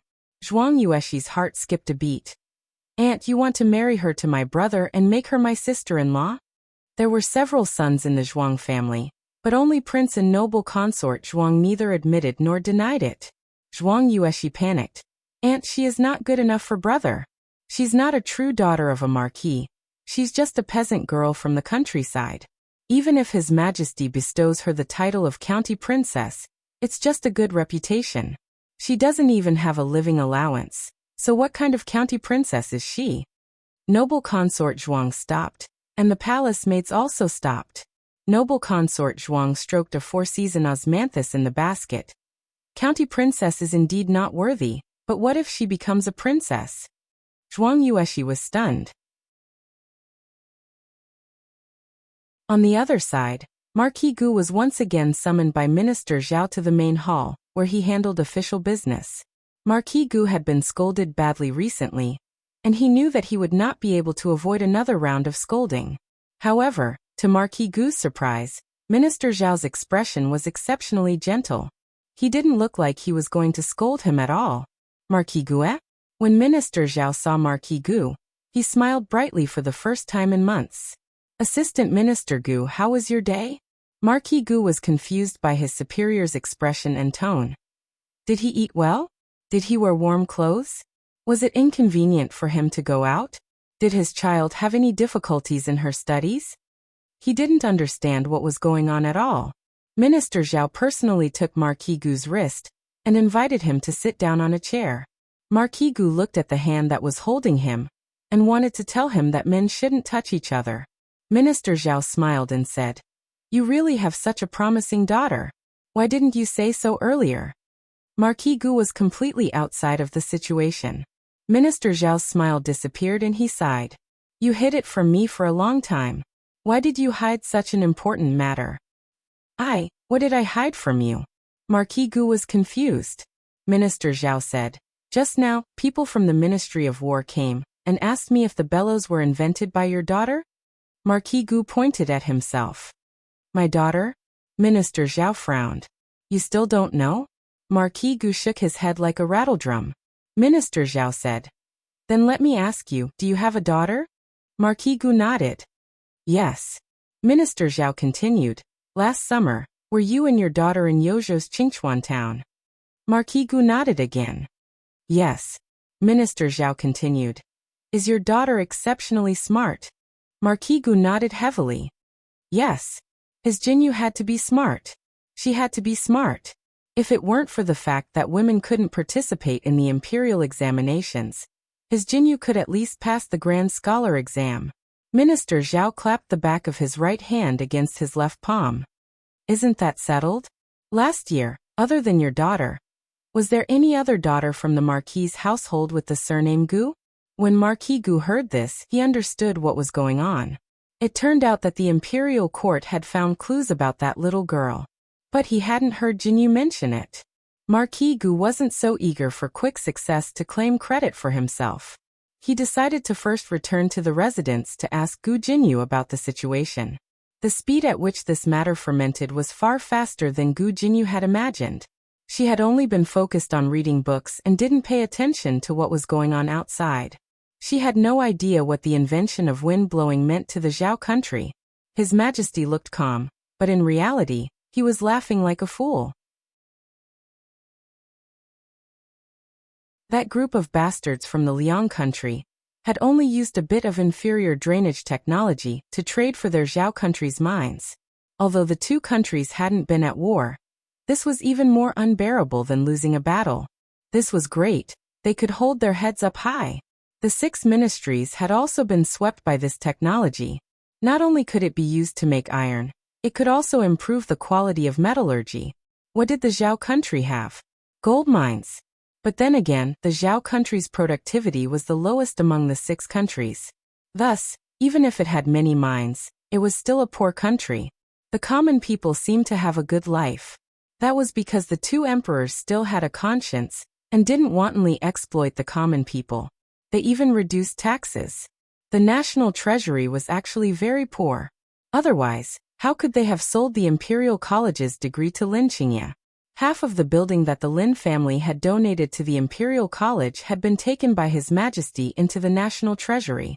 However, even though Gu Jinyu didn't know the movements of the imperial court and the 6 ministries, she had personally experienced the changes in the people around her. When she had returned from the palace, her personal maid had informed her that an official from the women's school had come and asked her how she was recovering, and when she would return to class.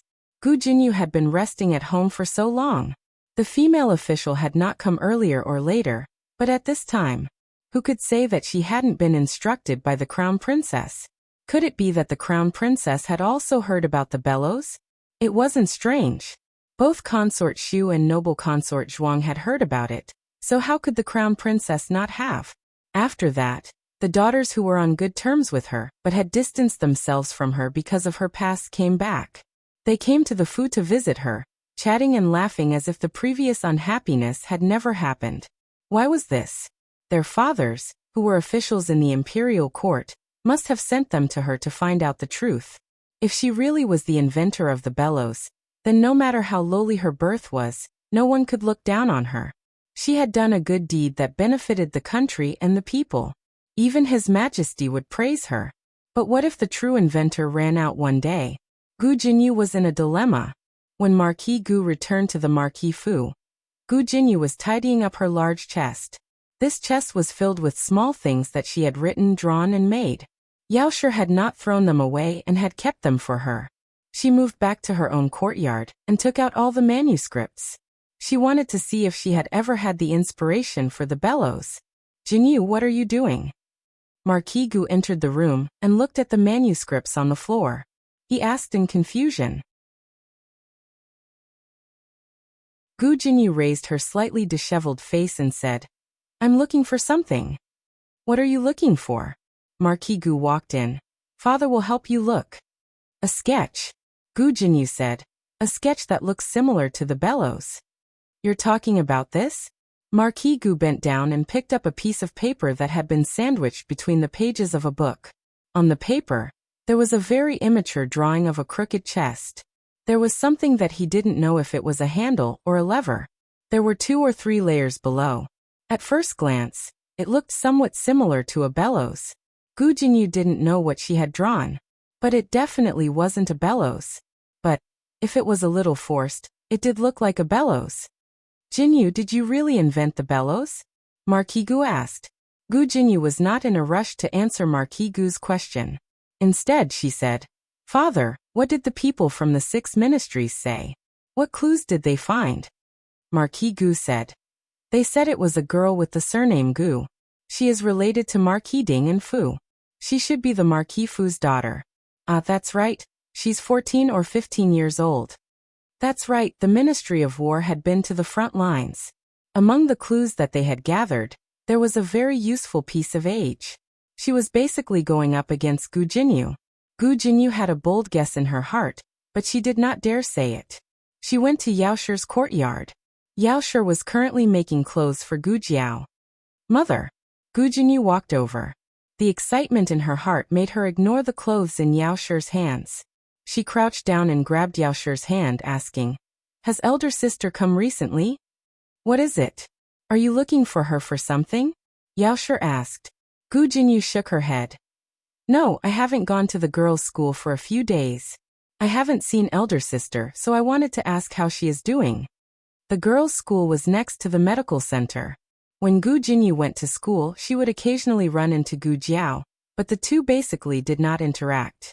In the medical center, other than the Zhuang sisters, no one knew that she was sisters with a medical center's medicine boy.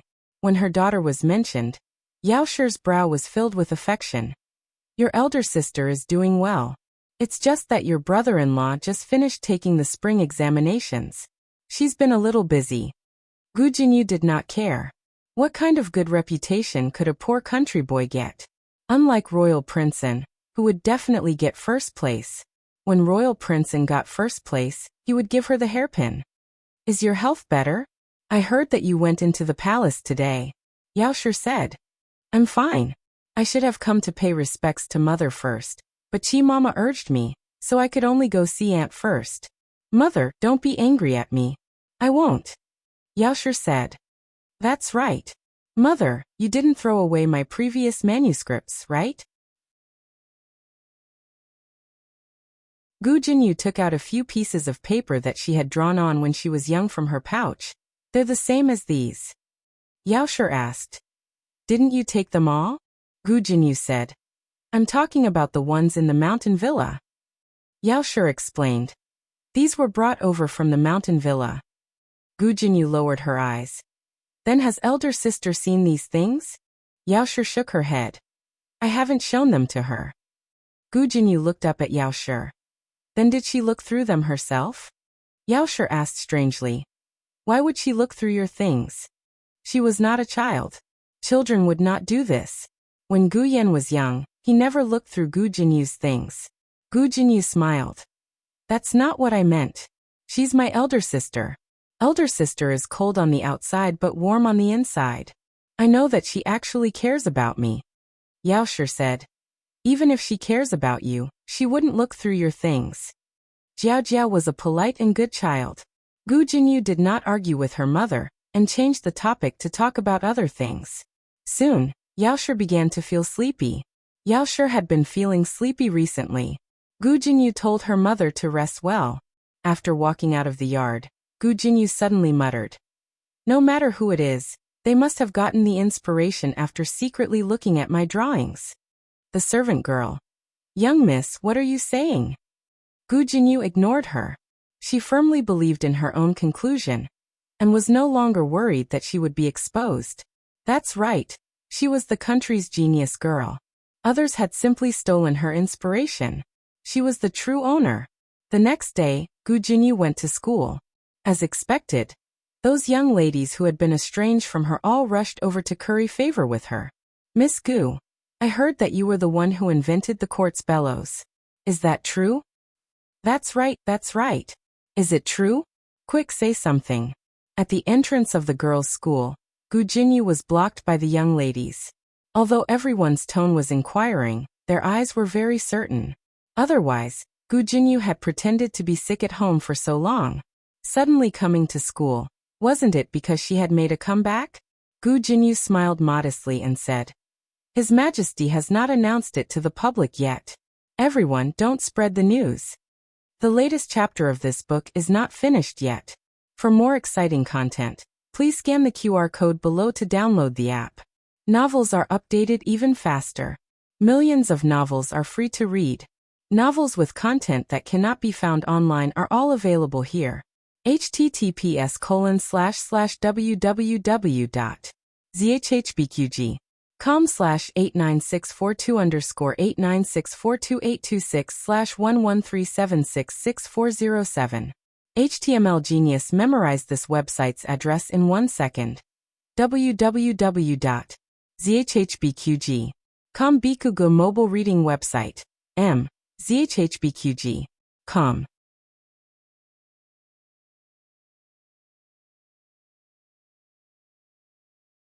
Chapter 201. The latest chapter of this book is not finished yet. For more exciting content, please scan the QR code below to download the app. The novel will be updated even faster. Millions of novels will be read for free. All the novels that can't be found online are available here.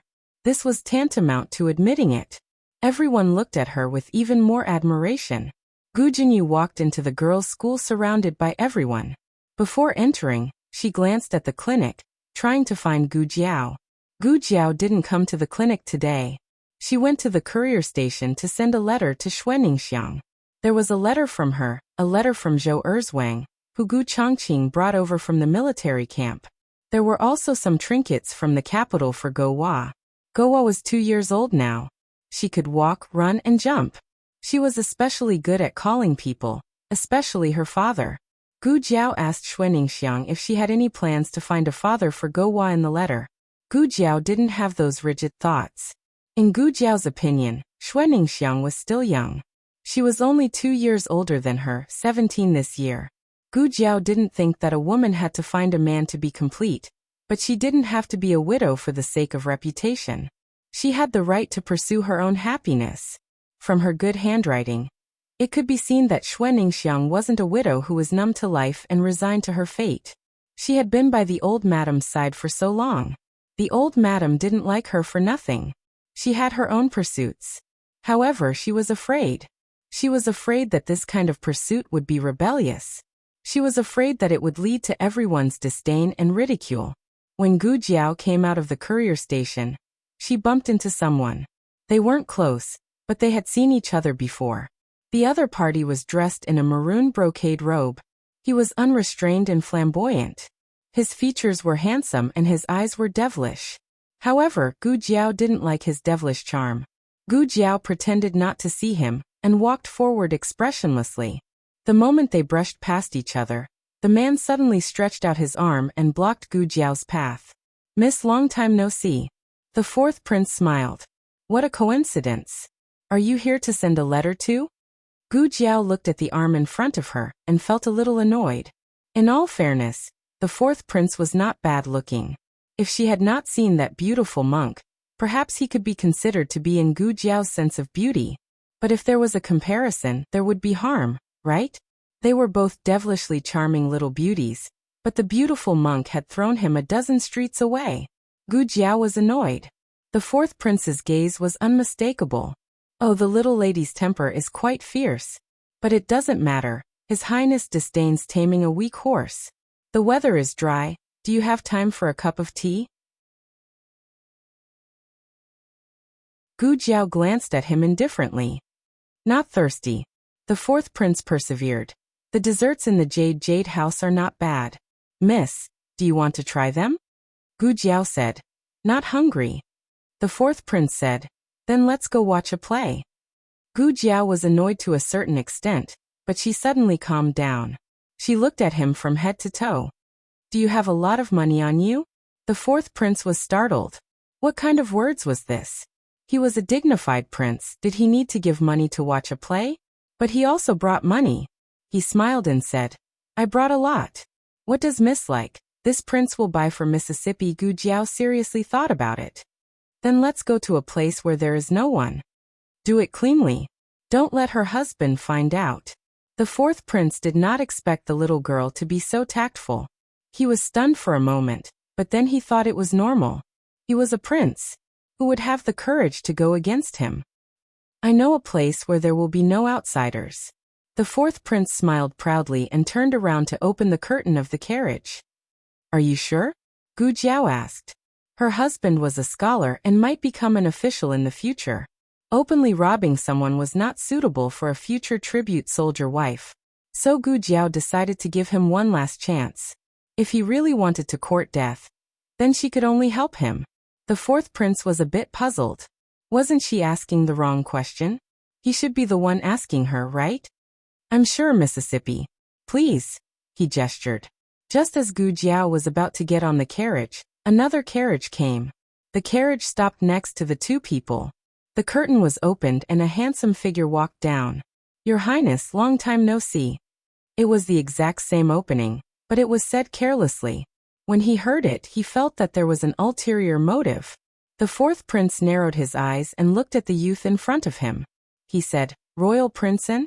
Royal Princein smiled warmly and his eyes fell on Gu Jiao. He said, "Isn't this Miss Gu? Miss Gu doesn't need to go to the clinic today." "You know each other?"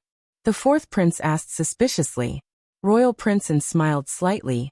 "When my younger sister and I were traveling, we stayed at the Marquis Ding and Manor for a few days.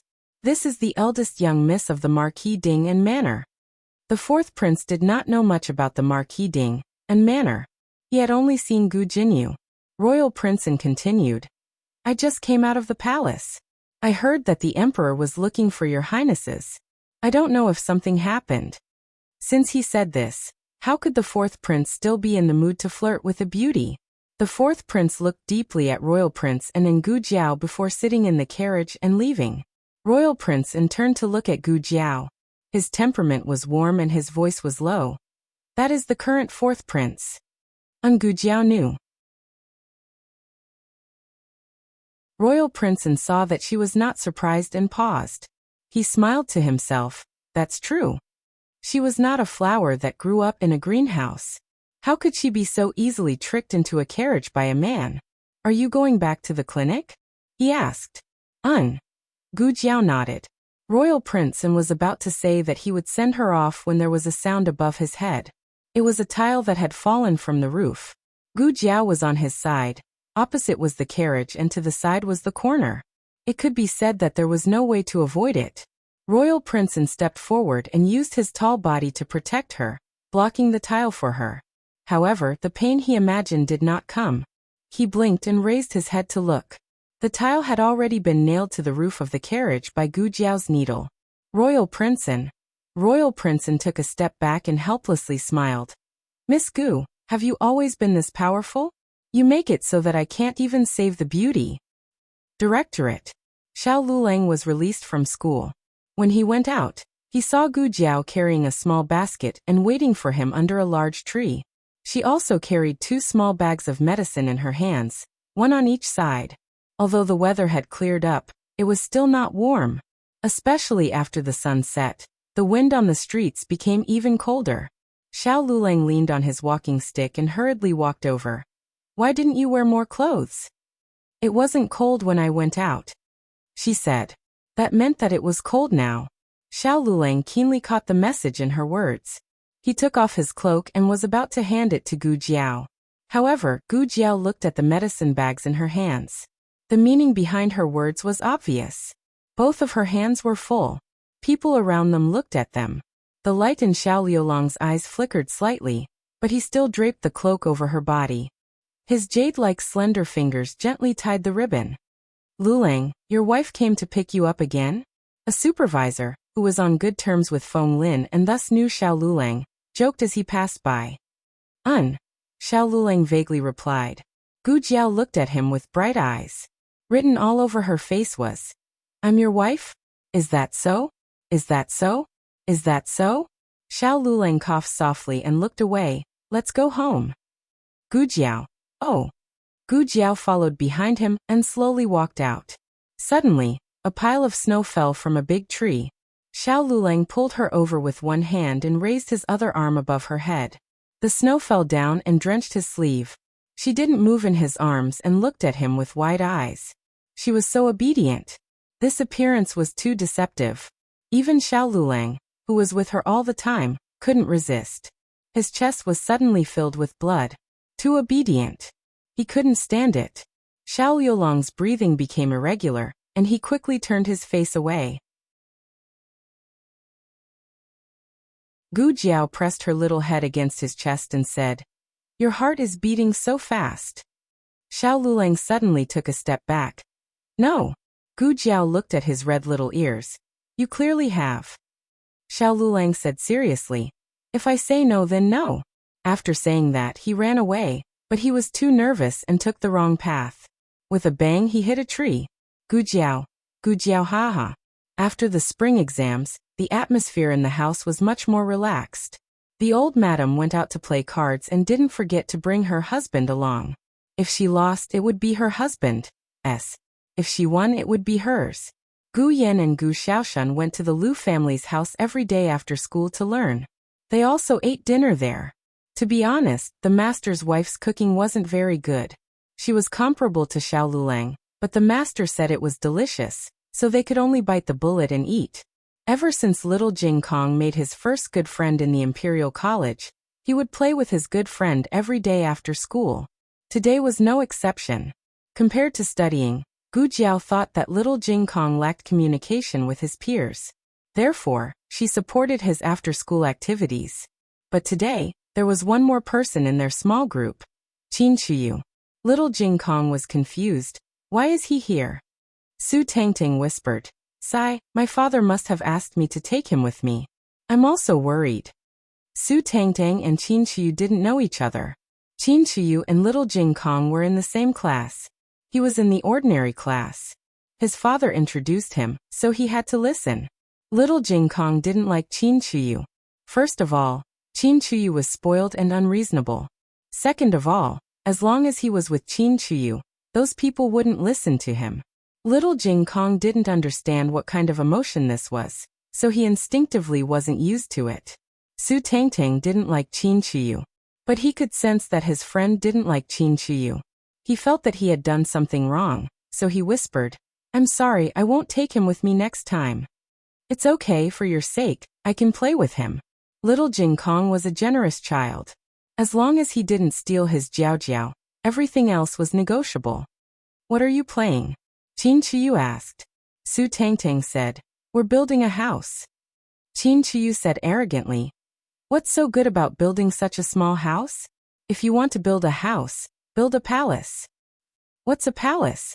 Little Jing Kong was a good kid who asked questions whenever he didn't know anything. "The palace is where my father, the emperor, lives." Qin Chiyu almost spilled the beans. He was so guilty that he broke out in a sweat.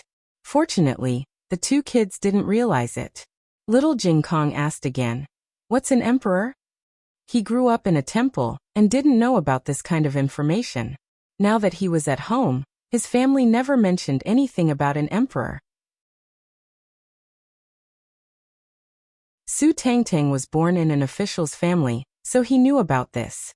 He explained to his friend, "It's the master of the Zhao state, the most powerful person in the world." Oh.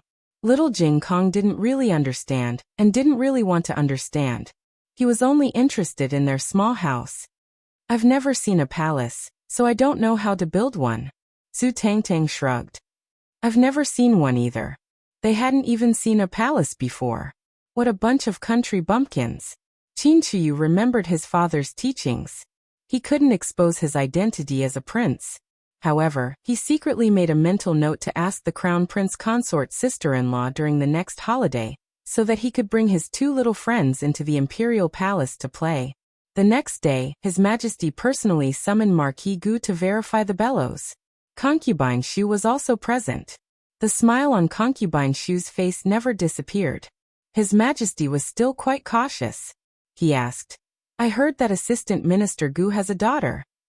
Concubine Shu had mentioned Gu Jinyu's background to His Majesty. Before that, His Majesty had already promised Concubine Shu to bestow her the title of County Princess. He didn't go back on his word just because she wasn't born in the Marquis family. It didn't matter if she was just a county princess without a fief or a manor. However, the bellows matter was very important. Marquis Gu cupped his hands and said, "Your Majesty, my eldest daughter grew up in the countryside and didn't study much." The meaning of his words was obvious. How could an illiterate person come up with such an amazing invention? Marquis Gu didn't look like he was lying. Moreover, His Majesty didn't think he had to lie. Who would give the credit of their biological daughter to their adopted daughter? His Majesty drafted an imperial edict to bestow Gu Jinyu the title of secondary second-rank Infanta Hui. She was the first Infanta who wasn't born in the imperial family. Generally speaking, only the legitimate daughter of a prince had the right to be bestowed the title of Infanta. The daughter of the prince's family was a second-rank Infanta. The daughter of the crown prince's family was a first-rank Infanta. Gu Jinyu was the first Infanta who wasn't born in the imperial family. Her rank was slightly lower than that of the imperial family's Infanta, but it was only half a rank lower. She also had a fief of 500 households. Although this fief didn't cost much silver, its significance was too great. From today onwards, she was truly recognized by the imperial family. With her status, it couldn't be said that she wasn't good enough for a prince. Of course, His Majesty didn't forget the carpenter who made the bellows and the old blacksmith who was the first to promote the use of the bellows. He decided to call the two of them to the capital to bestow rewards. The latest chapter of this book isn't finished yet. For more exciting content, please scan the QR code below to download the app. Novels are updated even faster. Millions of novels are free to read. Novels with content that can't be found online are all available here.